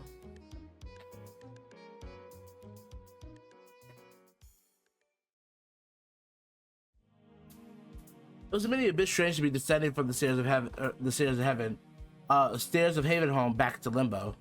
Even if we knew exactly where we were going, descending after dying always seems to imply bad things in movies or stories. Like once we headed down, we wouldn't be coming back. If we were a special exception, we were gonna make the use of that. Huh. Kind of strange to be standing in Limbo again after being in Haven Home. I was thinking the same thing. We stood there in the middle of the garden, simply taking in the sight. I had grown so used to the bright and saturated colors of Haven Home that seeing the dull, moody sky here was surreal. It gave me shivers. Well, we shouldn't dilly-dally. We got a bit of walking to do before we get back to the city. Right behind you, Mitts. The trip back to where we first appeared in the afterlife is a bit longer than I remember it being. I guess moving with Calais and the others made it feel faster, but without the Mitts, strangely quiet. I'm glad Mitts was here with me or else I'd feel creeped out. Can't get the distinct feeling that we're being watched. It sends shivers down my spine. However, soon enough, the dilapidated buildings began to emerge once again and a sense of comfortable familiarity returned. Aha! Right where I remember it being. From the rubble near a building, Mitts managed to dig out a still functioning shopping cart. It creaks a little, but the wheels seem to work well enough. Alright, let's start searching. We're burning daylight. Mainly stuck to areas we had traveled before all those weeks ago, so we wouldn't get lost or encounter any unwanted creatures. Anything I would think would be useful to Mitts, I would show her, and whether or not it was determined its fate would be either added to the cart or thrown back into the wayside. All in all, we spent about an hour scavenging for anything we could possibly use for materials. Sure would be nice if we could just find an old computer or something. It'd be a lot of effort to making parts from scratch. Would be nice. I did find this light up toy though. Oh, a small rusted toy train that still made its lights and sound. Well, to start, add to the cart. I tossed it in the cart and keep looking around. As we continued to look for materials, the two of us just talked about whatever came to mind. You know, it's still impressive that you were able to make a robot out of all this junk. I can't even imagine putting together a toaster, let alone a functioning robot.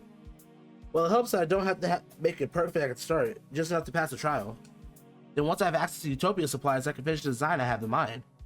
Have you ever done a project like this before? Well, if you remember, I was actually dismantling a machine for its AI, so I've built robots before.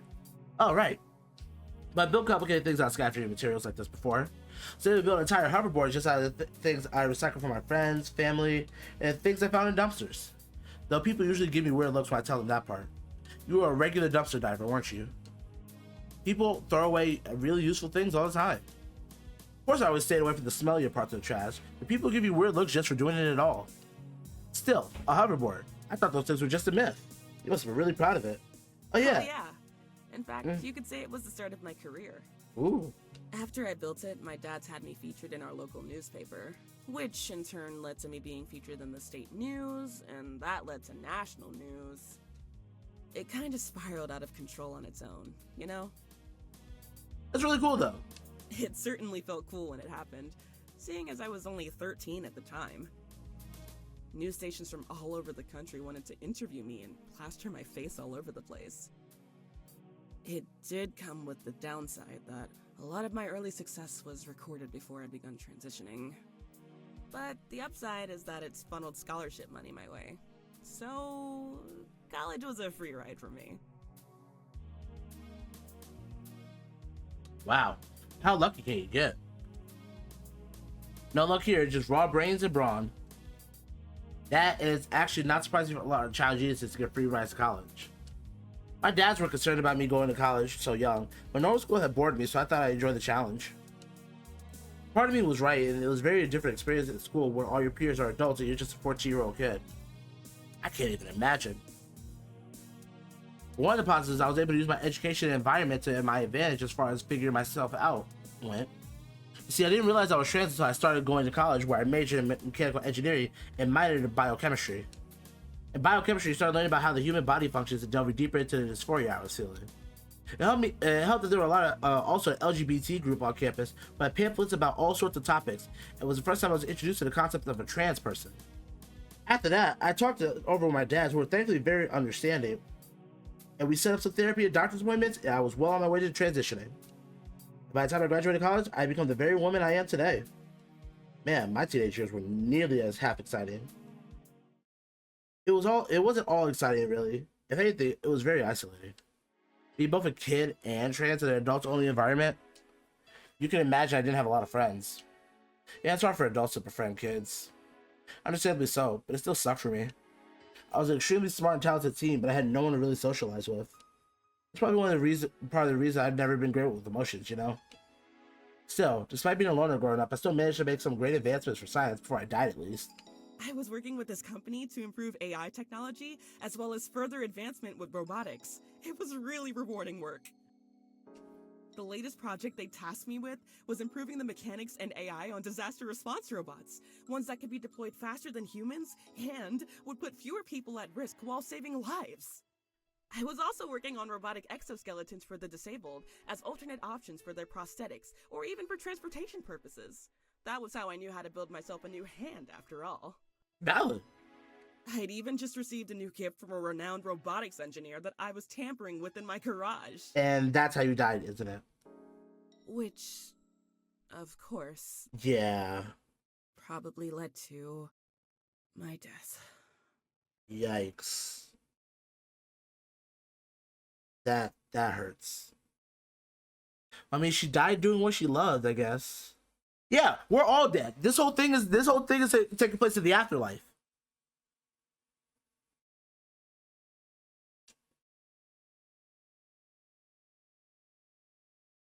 So the conversation quickly grows somber at the reminder that we're currently dead. Especially after talking about all the good things Mitz was doing for the world and how much she was improving lives. Be reminded that you died before your time was sobering. Though that did make me realize something. With everything you did to make everyone's lives better, it's strange that you want a shoe-in for Utopia.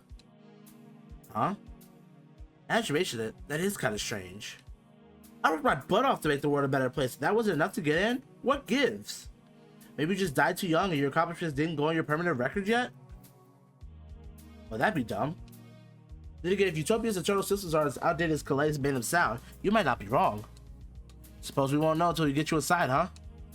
Guess not. The conversation went quiet for a moment after that as we went back to searching.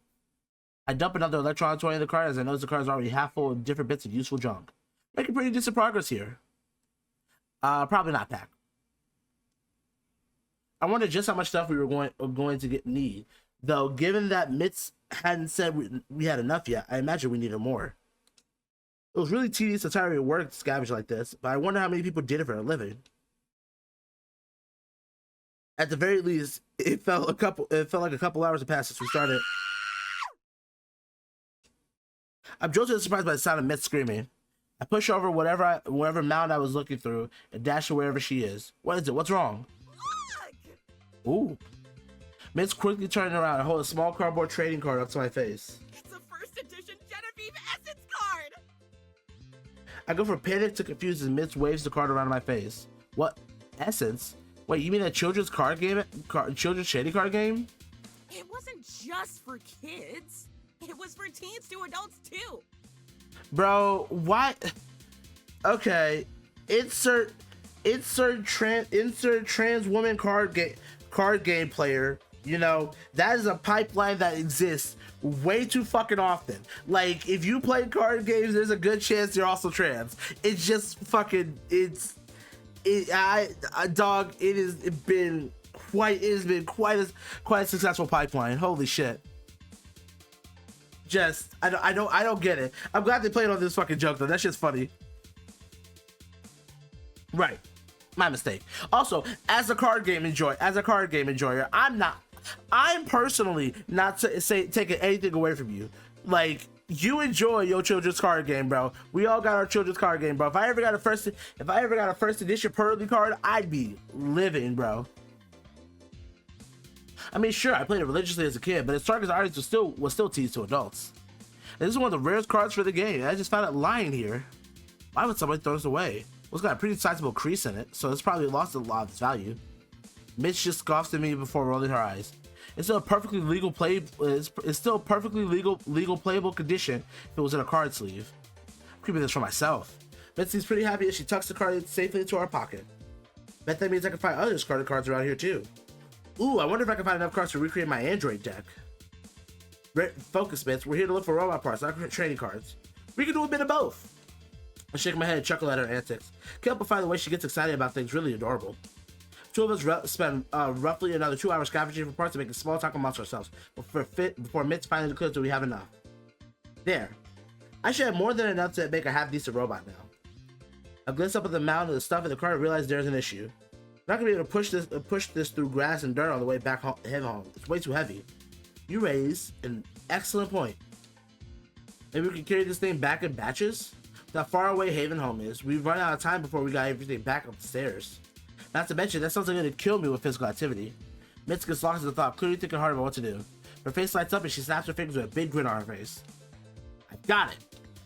We're already recycling the junk around here, maybe we could do some more. What do you mean? Follow me. I grab the card and follow as quickly as I can. Man, this is heavy.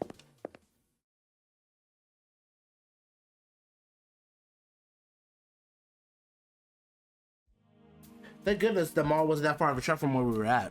Still, on the way here, one of the wheels of the car popped off from the pressure, and the legs scraped loudly against the pavement. Luckily, it seemed the mall was one of the safer places in Limbo, so the only threats that we had to worry about were human. Mitch quickly walks over to a broken down car outside and places his hands down on it. When we get one of these cars up and running, we can transport everything back to Haven Home with ease. That does sound way easier than making an entire robot. Now, skipping a beat, Mitz popped the hood of the car and glanced around the engine before getting down and sliding under the car as well. Alright, this actually isn't too bad. Given how many cars are around here, we can easily strip them for spare parts and that'll get this car to run. Since we only really need to run once or twice to get all the supplies back to Haven Home, I don't need it to do a perfect patch job, just good enough. The real problem is going to be getting enough gas for the trip. Somehow I doubt there's a gas station we can just roll up to and get what we need. Exactly. And getting the car to run on something other than the gas might take too long and we give it our time limit. So where can we get some gas? I know where you can get some gas. We both jump in place, quickly whirl around to the sound of the voice. The panic that rose in me thankfully quells once I realized who was standing there. Oh, thank goodness, it's just you, Deej. You scared us there. I didn't expect to run into a spunky little musician, but they were a welcome sight. Though it seems they'd drawn big angry eyebrows on their masks since I last seen them. Guess they were really upset about something? Well. Look what the rat dragged in. So you failed your trials, and where did that get you? Probably straight back to me. What? We haven't failed our trials. What? Yeah, we're actually pretty on track to passing them. What? That doesn't make any sense. No told me that once someone goes to Haven Home, the only reason they come back to Limbo is if they failed their trial. Well, that might be the case normally, but we're in a bit of a special case here. We actually got permission to come back for a day to collect supplies for the trial. We just finished and we were looking to head back. Wait, is that why you needed the car? I thought everyone at Haven Home just used wings and floating magic shit to get everything done. I haven't really seen anything like that up at Haven Home.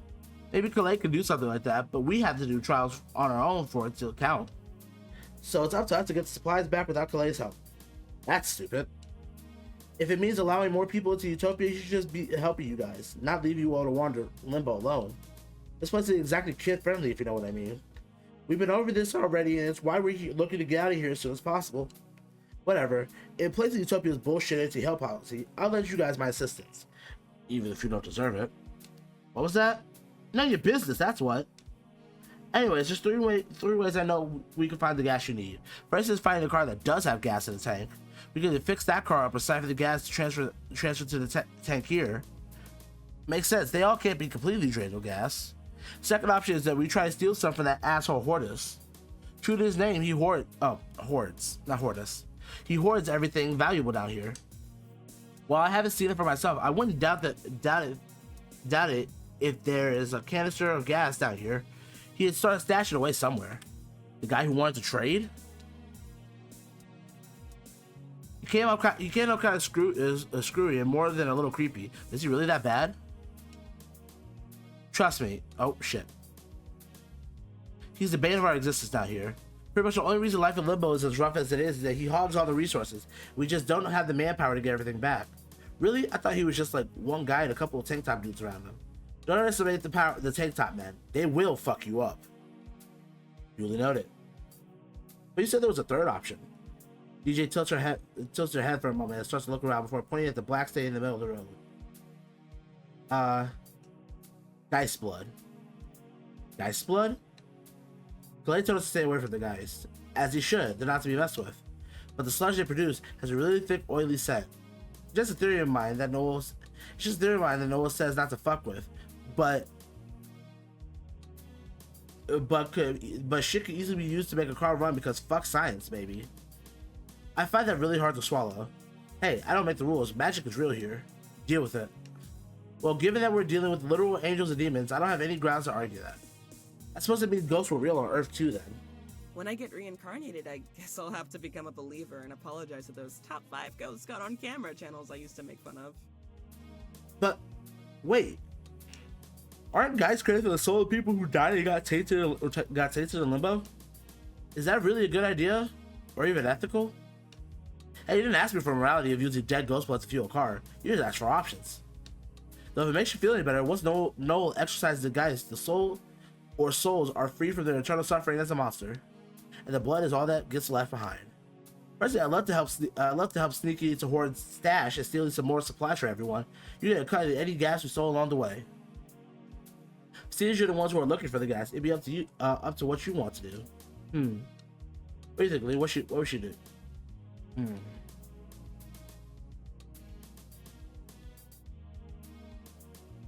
Let's save right here.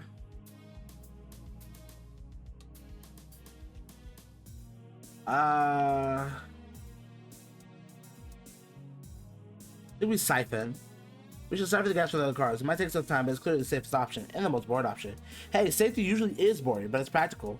Sorry, DJ. We'll just have to ding-dong ditch Horde some other time. Wow, got some real badasses over here. Not that you'll be able to keep that promise if you make it back to Utopia anyway. True. Whatever. Let's go car hunting.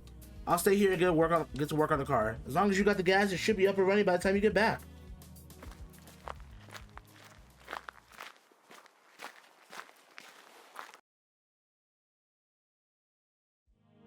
Took us a couple of hours going through various places where rundown cars could be found, which was surprisingly few places in Limbo.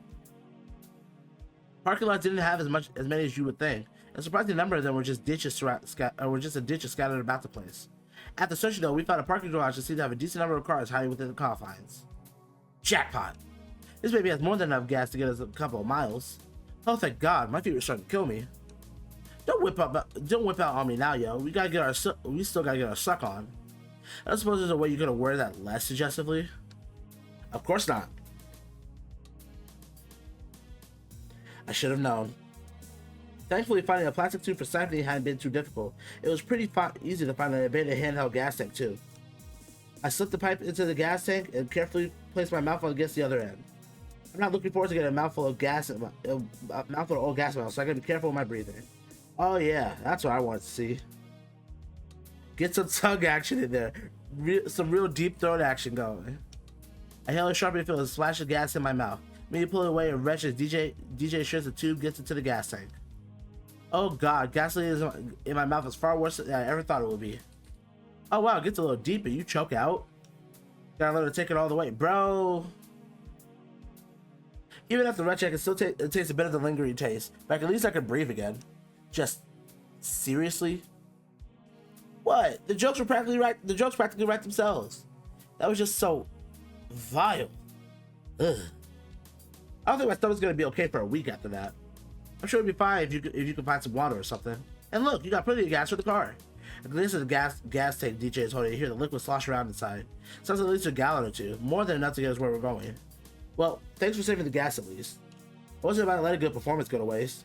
Come on, Mitz is waiting for us. I trust her to handle herself, but it's not a good idea to be alone in limbo for long periods of time. And you were just casually showing me when you saw us, I suppose? I just happened to be scouting today. Ain't much of a story there, yo.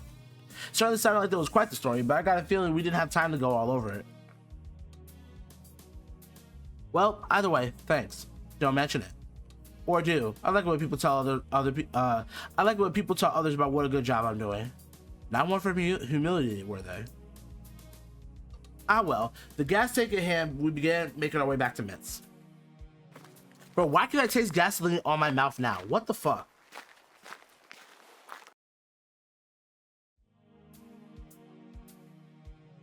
Okay. DJ and I soon returned to where Mitz was waiting for us. Having clearly finished maintenance on the car some time ago. There you are. You were taking so long I started to get worried. Sorry about that. Lee here was just showing me how their deep suck technique. Quite talented, if I must say so. For the love of... do I want to know? DJ is speaking in innuendos. Just ignore them. Hee hee. Anyway, we managed to get the gas. Here you go. I hand the fuel over to Mitch, who proceeds to pour it into the gas tank. With the car fuel, she steps into the driver's seat and tests the engine. With a couple of revs, the car roars to life. Alright! Looks like the car is up and running, everyone. Let's get her loaded up. Three of us quickly transfer everything from the shopping cart into the trunk and the backseat of the car. With everything loaded up, Mitch revs the engine again and the car jerks to life once more. Might be a bit of a bumpy ride, so hang on, everyone. And with that, the car begins to make its way to Haven Home.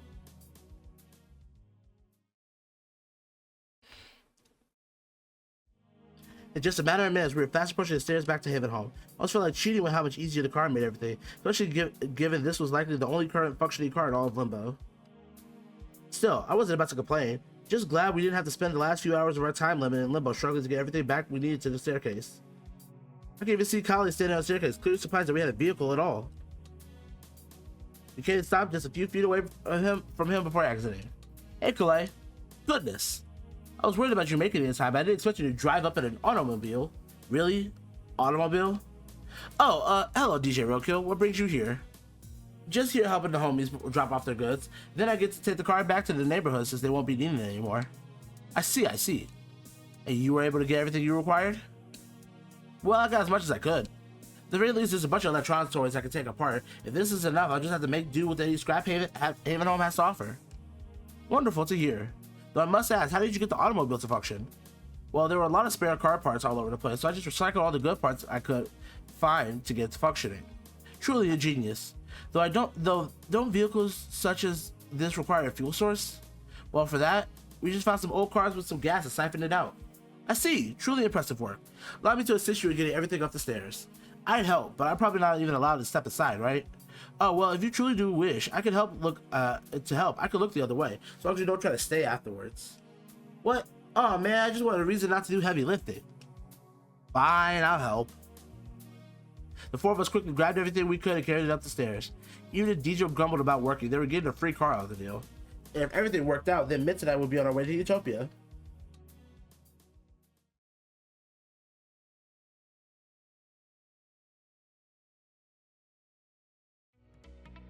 And so, we got to work.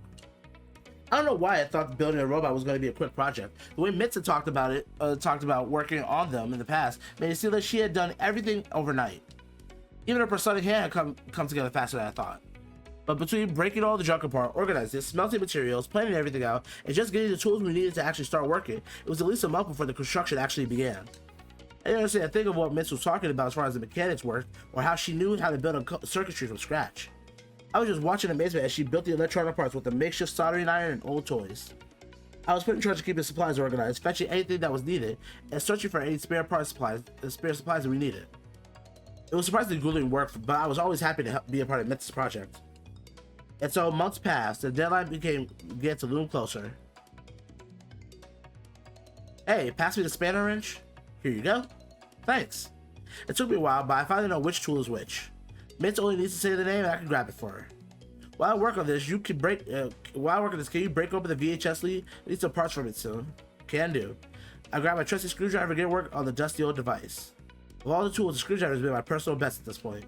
It was the first one Mitch trusted me with and the one I used to break way more things than I imagined I could.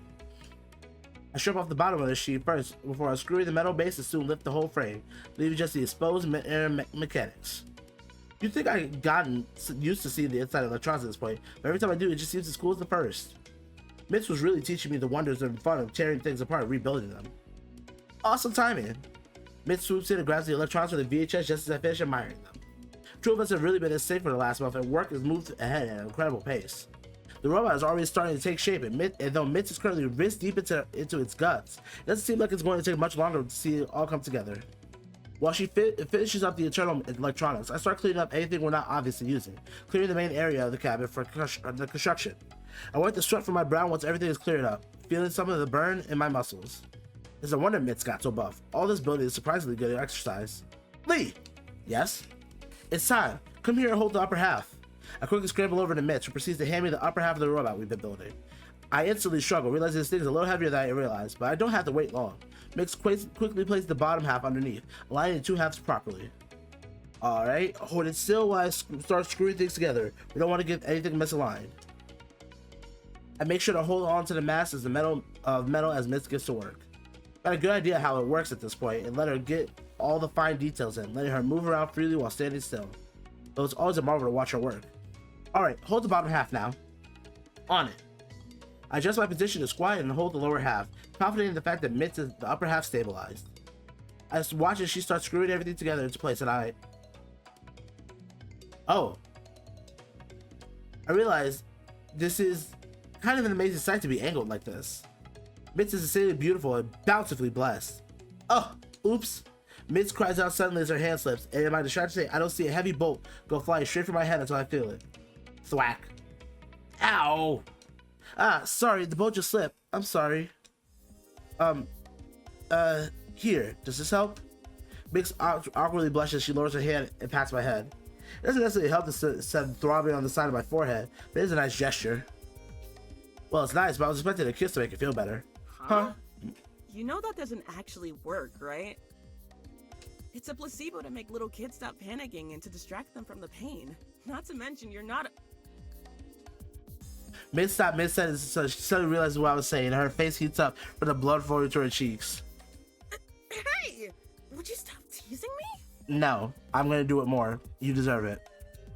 I can't help but laugh at how flushed she is, though she can't help but pout at that. God, she's as cute as she is sexy. Yes, she is. Mitz huffs, curling a finger around her hair like she does when she's flustered. It always lets me know that I'm on the right track. Don't distract me when we're so close to being done, okay? Sure thing, Mitz. Go back to holding the robot in place, and Mitz goes back to getting everything into place. I just continue to watch her work before she steps back and gives the thing a firm shake. Alright, everything is in place. I cautiously let go of the finished robot and step back, seeing it standing up perfectly balanced and just as intended. All that's left is to boot her up and see if she works. With you working on it, I bet it'll work flawlessly. Hey, even I'm not perfect. Let's see what happens. Mitz moved around to the back of the robot and waited with bated breath to see what would happen. She pressed down on the power switch and watched as several small lights lit up, indicating the robot was receiving power. We gave our creation some space as it took a moment to fully power up, but soon enough, the red bulbs in its eyes lit up as a little chime played. Boot up sequence initialized. First time setup engaged. It's working! Whoa, it really is. The robot whirred to life with a few beeps and bloops before its head turned to face us. Hello, and thank you for booting up version 0.2 of the assistant program. Please provide this unit identification to continue. Identification? Identification. Now, an act of identified or a state of being identified. Please provide this unit with an identity. We get to name them. Since you helped me so much, I think you should get a chance to name them if you like. Let me name it, huh? Well, you should name it, Mitz. It's alright, Mitz. You're the one who built them. You should name them. Hey, we built them together, remember? You should get a share in the spoils. That's alright. You'll probably pick a better name than I will anyway. Alright then. Your name will be Angel.io. Beep boop. Identity, Angel.io, confirmed. Wouldn't it made more sense to name them Angelo? Well, they're a robot, right? I thought Angel.io sounded cool. Well, it is pretty cool. I am Angel.io. Thank you for creating me. Alright, that means we did it, right? We got it up and running for certain, but now we need to do the all-important testing. Miss walked over to the table where she had several pieces of paper scattered on top of it. She picked them and neatly folded into a small pile before handing them over to Angel.io. Alright, Angel.io, please organize these papers into complete and incomplete piles. Affirmative. The robot looked down at the papers in his hands and scanned over the papers before moving it to one side. He proceeded to do the same for the papers, soon creating two distinct piles before looking back at Mitz. Objective complete. Now let's double check your work. Mitz smiled happily as she picked up one pile and checked the papers before moving to the other and checking those as well. It's a complete success. Angel.io will be more than capable of helping Calais with any paperwork you may have. Alright, all of our hard work paid off. Well, there's no reason to delay. Let's go deliver them. It was kind of hard to believe just how well everything was going according to plan. Angel.io was able to walk perfectly on their own. It was even able to keep up with us and detect hazards in the pathway. I had been a little doubtful when Mitz had created an extremely basic computer to handle programming Angel.io's AI, but I couldn't have been more impressed. It was easily the most advanced AI I've ever seen, and made me wonder just how advanced AI tech would have gotten if I had stayed on Earth for even 10 more years. Well, I'm glad I died when I did, because, It was only a short while before we ended up at Calais' front door, and the angel answered to the door with this bit of surprise. Oh, Mitz, Lee, it's been some time since you came to visit me personally. How can I help you? Calais, today's your lucky day. Meet your new assistant, Angel.io. Greetings, I am Angel.io, personal assistant extraordinaire. They're perfectly capable of scanning and filing your paperwork. They can also fill out basic bits of paperwork or even make copies of files if you need. They fully support both analog and digital inputs and are compatible with USB, HDMI, and AV cables. They even have a built-in cup holder. Affirmative. Well, now this is all very impressive. I would certainly have to spend a day or two testing out your creation, but if it works as well as your advertising, things will be going well for both of us. Both of you. Warning. Battery power low. Critical shutdown imminent. Wait, what? Angel.io, diagnostic checks. What's wrong? No power source located. Unable to charge battery. Check damage to solar receptors and the wire to your solar receptors and the wires connected to your battery. Diagnostic complete. No damage detected. All functions working as intended. That's impossible. Your solar panel should be observing the rays of the sun to charge your bat. Error. No sun detected. What? Repeat. No sun detected. Wait, but what's that big orb in the sky then? Oh, I see what your problem here is. That sun is not actually real. It isn't? No, the day-night cycle of Havenholm in Utopia is artificially created by using magic from the Seraphim. As such, it is not actually providing any solar energy like you may be accustomed to on Earth. Now you tell me. What do we do then? We need an alternate form of power. I have a few ideas of what we can use, but the problem is whether or not any of them are sustainable. Well, we've got to do something. I'm thinking. Power reserves estimate maximum operation time at 2 hours. Power reserves may be maintained for up to 16 hours in sleep mode. If power reserves are depleted, then I will cease to be. This is neglect and murder. Oh no! Our son! I know, right? Our son! Our son? Enter sleep mode! Entering sleep mode. Mother, will I dream? Yo, what the fuck? With that cryptic statement, our android powered down to sleep mode, leaning against Kali's wall. Yo, what the fuck you mean, will I sleep? Will I dream? That's terrifying. Nah, bruv. We need to figure out an alternative power source before he shuts down for good. I can make a couple of temporary sources that will charge his battery, but we need a permanent solution that's renewable and reliable. You know, Colette, you know the area. Is there anything like that around? Well, there's a running river in Havenholm. You can set up a water wheel to generate power. I suppose that might take a few days to complete. It'd be better with some kind of manual power source. I can make a steam engine that relies on burning wood, but I'm not sure how renewable the wood in Havenholm is. I would have to talk with Sarah from Cherubim about that, which setting up a meeting may take a few weeks. The question for now then.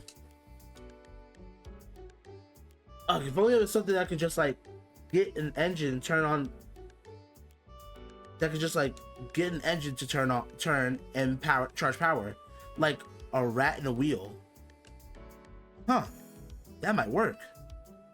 If the rat would be willing to run for a couple hours a day with food and breaks in between, that might be enough to maintain Andrew.0 until a replacement power source can be acquired.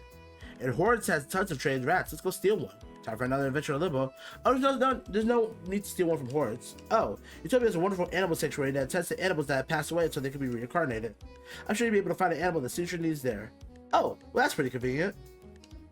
Part of me feels disappointed we won't be visiting Limbo again, but I guess that was part of the point of getting to Utopia in the first place, wasn't it? Follow me. I shall take you to the animal sanctuary. We follow Calais to a different part of Havenholm, and soon he walks up to the door we hadn't seen prior. With a wave of his hand, the door glitters open, and we step through, entering Havenholm's animal sanctuary. Huh. This place looks kind of familiar. Yes, it's similar to the area where we first met in Limbo. Both areas were created by Sarah from Cherubim, who is in charge of the nature of animals. Unlike the area in Limbo, however, this place is fertile and full of life, perfect for caring for animals. Oh, hi, Calais. Oh, right, fucking. Oh, hi, Calais. The three of us turn to see a girl who, given the bandages, looks like she could be having a better time. Did you come here to check up on the animals? Because I think they're doing pretty well. I'm sure you've been doing a wonderful job, Hannah, but no, today we get to borrow a rat from the sanctuary. A rat? Oh boy. They'd be over the rodent section. Follow me. As we follow Hannah deeper into the sanctuary, a few animals begin wandering out of the shrubbery and forest, just casually pacing around as if we weren't even there. There's lots of cats and dogs primarily, but as I look around, I can spot birds and bears and lizards of all types. There's even a lake in the distance where I could see a hippo and alligator playing around. Or was that fighting? It's hard to tell. Here we are. Hannah motions in front of us to a section of the sanctuary that is clearly created with rodents in mind. I can see all types of them running around, from mice to hamsters to guinea pigs to squirrels. Watch this trick I learned. Hannah happily claps her hand together several times, causing most of the rodents in the field stop whatever they're doing and turn to look Hannah's way. Alright, every rodent, I'm looking for a nice little rat to come and help our friends here. After saying that, most of the rodents go back to whatever it is they were doing, but soon enough a small pack of rats begin to emerge from various parts of the field before standing in a small pile for us. I spent forever learning that trick. Isn't it cool? It's very cool, Hannah. Excellent work. I'm not saying that. Wow, that sure was a noise she just made, but at least she seemed to be happy about the praise. Very well, Hannah. Now that you gather them here, we need a rat that is capable of working the engine for a few hours a day. Can you pick one out for us? Okie dokie. Hannah knelt down and glanced at the various rodents that had gathered, loudly humming and hawing as she looked over them.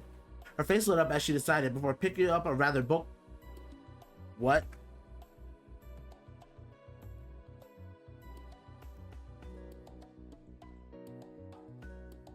He'll be perfect. Rather Booker, whose eyes didn't seem to exactly point in the direction he was looking. He'll be perfect for the job. You sure about that? Yep. He's got a good bit of muscle on him and is a good behaved rat. I guarantee it. Hannah went and placed the rat in my hands, where I did my best to cradle the creature gently so as to not frighten it. It seemed to be fine for the moment, just casually getting used to being held. Very good, Hannah. I should be sure to include this in your report. Oh boy, something good for once. Given the bandage she covered in, I imagine she did get a whole lot of good news with her job. Now let us start making our way back so you may complete your own efforts. With our mission completed, the four of us began making our way back into the entrance of the animal sanctuary. All in all, this has been a very easy solution to our problem, where nothing had gone wrong. We were well on our way to. Oh God, the birds! Oh God, the birds! Hannah suddenly screamed out and began flailing, and several birds mysteriously and randomly swooped down from the sky and began scratching and pecking at the girl. A sudden panic caused everyone else to panic, including myself, and more importantly, the rat in my hand. Ow! My hands fell as I felt a distinct feeling of rat teeth bore into my hand. The rat goes flying through the air, coincidentally causing him to be flung into the entrance door of the animal sanctuary. Oh no, the rat's getting away! Sure enough, the rat was scurrying away at high speed straight into the Haven home. Save yourselves! Hannah was clearly struggling with the birds, but ended up flailing deeper into the animal section with Calais quickly following after her. I feel bad for the girl, but there's not much I can do to see as the rat is more important right now. Not just for our prospective futures, but what if it got hurt? I wouldn't be able to handle the guilt. Mitch and I quickly raced back into town, doing our best to follow her out, but with how small and fast he is, he quickly ducks out of sight. Shit! Where'd he go? He couldn't have gotten far. I'm sure he's just hiding somewhere. Should we just check around the local houses, you think? It makes the most sense, I think. A piercing scream filled the air within one of the cabins near us. It was unmistakable. That's Rosita. Rosita! We rushed straight for our cabin, slamming the door with open concern.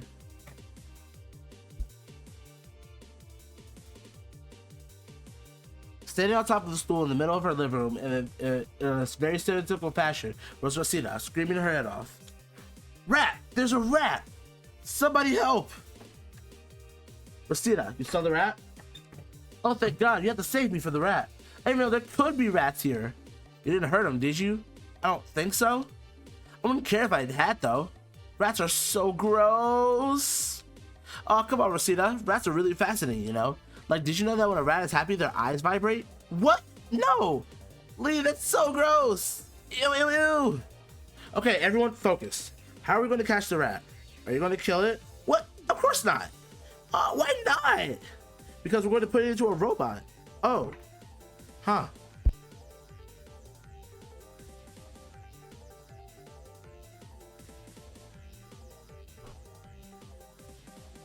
Well, okay then. Okay, so how do we catch the rat? Well, we should probably just put some food out. We can easily catch it if it's eating. And remember, and waste some of my food. I don't know why. Why don't I just like make it a cute little outfit? That way he'll be more of a gentleman and not so gross. You want to lure the rat out by making some clothes. Yeah, what's wrong with my plan? I guess weirder things have happened. What do you think, Lee?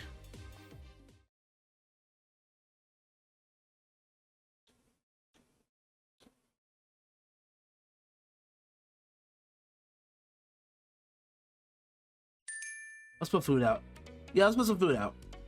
If an animal is scared, it's easier to calm it down with the promise of safety of food. Oh, but I don't want to cook for a rat. Sorry, Rosita, but it's for a good cause. Oh, fine. Rosita managed to carefully hop down from the stool and made her way into the kitchen. A few minutes later, she was coming out with a freshly made a plate of, well, at least it looked a little more appetizing than it did back in Limbo. She must have been practicing her cooking. Rosita placed the dish down before returning to her spot on the stool, shivering in fear.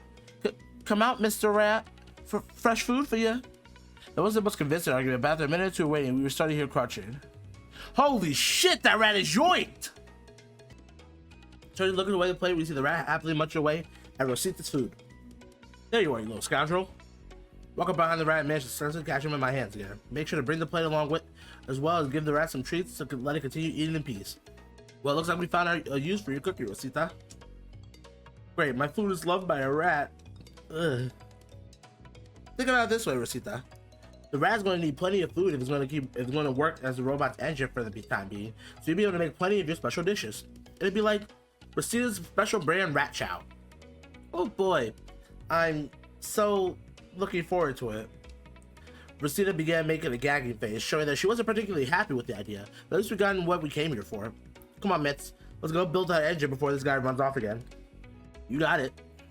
With the rat we obtained, we started heading back to our cabin to start building a new engine for our son. It didn't take us long to go through the spare materials we have to make a new engine for the robot. A basic rat wheel came from an old rat cage, and electricity generated to charge a battery was easily made from the spare electronics we had laying around. With everything tested, we rushed back to Calais' house just before the sun was starting to set. To our surprise, Calais had managed to return himself. Clearly a little rough from the bird attack. Had managed to return himself. Clearly a little rougher from the bird attack himself, but seeming none the worse for wear. All right, we're back and actually ready this time. Oh, you managed to get the rat back? Yep, and the engine works perfectly. Watch this.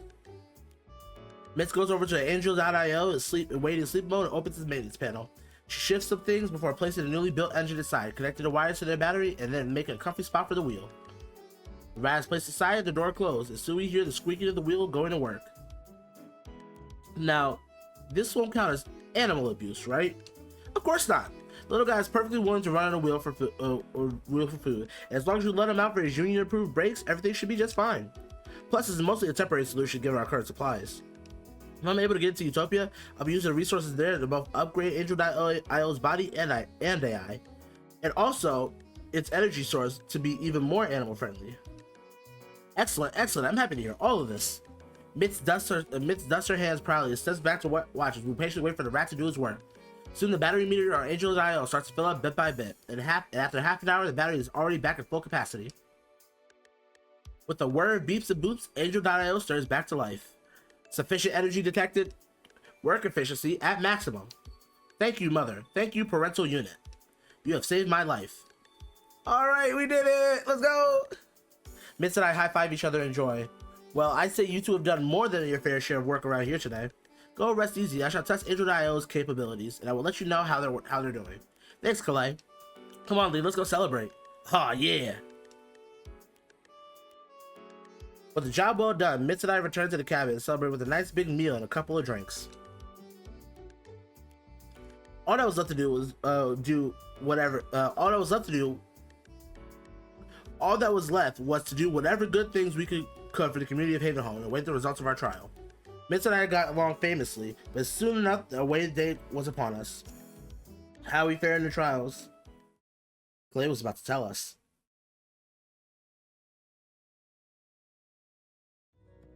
Aloha Aina, everyone, and welcome to the end of your trials. I know you all have worked hard and done everything you could to show Utopia just what virtuous and wonderful souls you are. It is with a heavy heart, though, that I'm supporting that everyone here today has passed. But fear not, for those of you who have not succeeded today, there will be another chance in 5 years when the trials resume once again. But for right now, let's celebrate the accomplishments of our fellow trial goers and see them off with a smile. Oh God, oh God. And to help me welcome all the newcomers to Utopia, we have a very special guest. Please, everyone, put your hands together for the Seraphim of Cherubim. We all started clapping as someone stepped down from the top of the stairs towards us, though I couldn't help but blink at first, as it seemed their very existence corrected itself before my eyes. I quickly shook my head and took another view. Standing next to Kalei was a rather gorgeous person. I don't know what it was about them, but they seemed to have a presence about them that filled the entire area with light. Maybe that was why my brain went haywire for a moment. Huh. They're pretty attractive, alright. You ain't kidding, Mitz. It didn't take long for the cherubim to take their place standing next to Kalei before beginning to address the crowd before them. It's an honor to meet all of you. Though I occasionally pass through to check on the status of the animal sanctuary, this is my first time standing here to speak with trial goers. Though I have to admit, I was very intrigued by this year's participants, so I had to come and see you graduate for myself. For those of you who are entering Utopia this day, I wish to be here personally to welcome you and express the wonders we have to offer. For those of you who will not be joining us, I still wish to pass on a blessing and a gift, so that you may find your time in Limbo welcoming and less stressful. You've all worked so very hard this past year, and though you may not have passed, I do not wish for your efforts to have been in vain. Very well said, my cherubim. I could not have said it any better myself. With your blessing, I am certain those who will find themselves in Limbo today will have a much better experience. If it were up to me, every single person here today will be entering Utopia. No questions asked. Sadly, such decisions are not up to I or cherubim, as the final decision was handled by the true Seraphim Thrones. Please be understanding, and know that even if you do not make it to Utopia today, there will be a parting gift basket to help your transition to life in Limbo, to make your life into Limbo more comfortable. Until Kalei is uncomfortable delivering bad news, even with Cherubim here offering them support. He's been the bastion of the positivity the entire time we were here, helping us in any and every way he possibly could that didn't directly interfere with our progress with the trials. Ever since we got Angel.io to start helping him, he's been far more productive and happier overall. That wasn't enough for us to get to Utopia. I don't know what is. I will now call up the stairs everyone who's past Utopia's trials. If I do not call your name, then unfortunately you did not pass. However, I will be willing to talk to each and every one of you individually about what more you could have done to pass, or how you can improve your efforts next time the trials come around. Well, this is it. Final selection time. This was a lot more anxiety-inducing than I thought it would be. Slowly, Kalei began to call out our names from a small crowd. One by one, the person walking up to the stage to the south of people almost reluctantly clapping from below. Not that we weren't happy for the passing, but we were nervous about our status. Plenty of people weren't going to pass. Was I going to be one of them? Mitz! Oh! Mitz smiles as her name is called out and makes her way up to the stairs. He hasn't called out the last name yet, so I can only hold in my anticipation. Lee! Let's go! Woo! We did it! I can feel all the stress leave my body as I let out a long sigh and a big smile appears on my face. Mitz looks happy too as I quickly join her on the stairs. Everyone was giving a round of applause to those who have passed Utopia's trials. I wish I could be there for more of you standing on the stage, but everyone here put in a lot of hard work and effort, and for that, you should be proud. Looks like I was the last name called, talking about cutting it close. It is with great honor that I welcome you all to the hallowed halls of Utopia. You have all worked extremely hard to get here, and should feel proud. If there's anything you would like to do or say with those who have not passed the trial yet, you may do so now. Know that this isn't necessarily goodbye for good. I'll continue to work hard so that those who did not make it this time around will when the trials come around again. I watch as the crowd begins to scatter, dispersing into small groups as they begin to murmur amongst themselves. Mitz and I make it off the stage. I can see Rosita and Hannah standing on the ground, realizing they hadn't made it to Utopia. Even though we made it through the trials, somehow it feels wrong to leave people behind who have worked so hard to try and get in. Hey, Rosita. Oh, hey, Mitz. Oh. Hey, chin up. You're going to try again. But I worked so hard at this, harder than I've ever have on anything. I'm not sure if I'll even take it again if I get in. And if I even take it again if I'll get in. Oh. Come on, Rosita. That's no way to talk. We believe in you, alright? This isn't goodbye. We'll see each other again. Boy, talk about a somber goodbye. Hey, you'll be alright. When you get down to Limbo, just talk with DJ. They get you all set up somewhere comfortable. Don't give up hope. You'll make it. I know it. Well, thanks for the vote of confidence at least. Oh. Rosita and Hannah proceeded to walk away, clearly despondent about the result of the trials. Mitz and I could only sigh before turning to each other. Well, we've made it at least. I don't think this is the end of our hard work, Lee. Utopia is so desperately behind the times, it's going to be up to us to get things updated. It's going to be a lot of hard work, but I know with you helping me, we'll be able to accomplish whatever we set our minds to. Yeah, with you, Mitz, I feel like I could do anything. Take Mitz's hand into my own and gently squeeze it. I can feel her squeeze mine back in return, put a smile on both of our faces. Ah, you must be Mitz and Lee. A little moment of reverie is interrupted by the Seraph suddenly appearing behind us. Oh, yes, that's us, Seraph. Oh, there's no need to be so formal. I just wanted to stop by and congratulate everyone. And from what I read of the reports, you and Mitz gave Kalei the most help of anyone. I cannot express how happy it makes me to see how hard you've worked, and how much you've accomplished in such a short time. You're safe to be completely honest with me. What? Was this an exit survey? Though I guess I couldn't exactly just exit out of this like it were a web browser, so I suppose I just had to be honest. Well, it was different, but it was also kind of rewarding.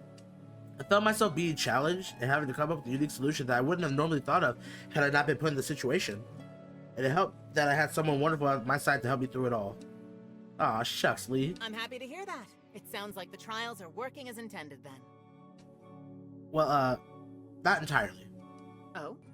What do you mean? Well, it's just that not everyone was able to pass them, and while they may have not met Utopia standards, there were people here that I felt really deserved to get in just on the merit of them being good people. I'm in agreement. I can understand why Utopia wouldn't want to accept the best and brightest, but genuinely good people are being pushed away and left to rot in limbo or hell. Plus, there should be an option for those kinds of people to have a good afterlife at the very least. I'm not sure what the solution would be, but more than limbo at the very least. I see. Thank you for being honest. I'll be sure to talk to those headed to Limbo to get their feedback as well. And I'll be sure to see you later. Take care now. With that Cherubim walked off, headed towards where those desperate for limbo were gathering. Well, that was kind of intimidating. A little. But hopefully our feedback helps those in need, you know? Yeah. Here's hoping. With Cherubim having walked off, Calais soon returns. Alright, everyone. Everything has been accounted for. We're ready to start heading to Utopia together. I made sure to grab a hold of Mitt's hand once again as we began following the angel. This was it. The start of the rest of our afterlife.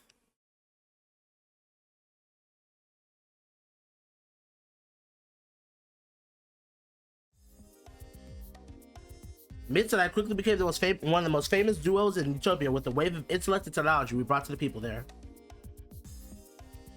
Mitz ended up spending just as much time teaching people about technology as we did actually building things. We ended up building Utopia's first mass production factory as well, using Utopia's infinite resources to mass produce all the materials that were needed for modern technology. Mitz and I made an incredible power duo in Utopia, with her in charge of innovations and me in charge of organization keeping things moving. But despite all that, we managed to find time to spend together. Hey, Mitz? Yeah? Have I ever told you how beautiful you are? Yeah. Oh, only every day. Well, it's as true now as it was the day we met. Oh my god. You're such a dork. Mitz blushes but smiles so brightly that at that, leaning in closer to me. I always like that about you. She likes me. She likes me. And you're lovely yourself. I hold Mitz's face gently in my hands and plant a kiss on her lips as she returns the affection. It's been over a year since we came to Utopia, and the two of us have made sweeping changes. Utopia is well on its way to becoming just as technologically prosperous as hell is, and it's all thanks to Mitz's ability to teach and build. We taught the angels how to create the technology, and now they're working on making things just as we are. But the two of us? Every so often we slow it down just so we can spend time together. Just the two of us. Mitz is everything I ever wanted in a partner. Smart, beautiful, witty, funny. I couldn't love her any more than I already do. I'm so happy that I get to spend the rest of my afterlife together with her. And that's the Mitz route. Let's go!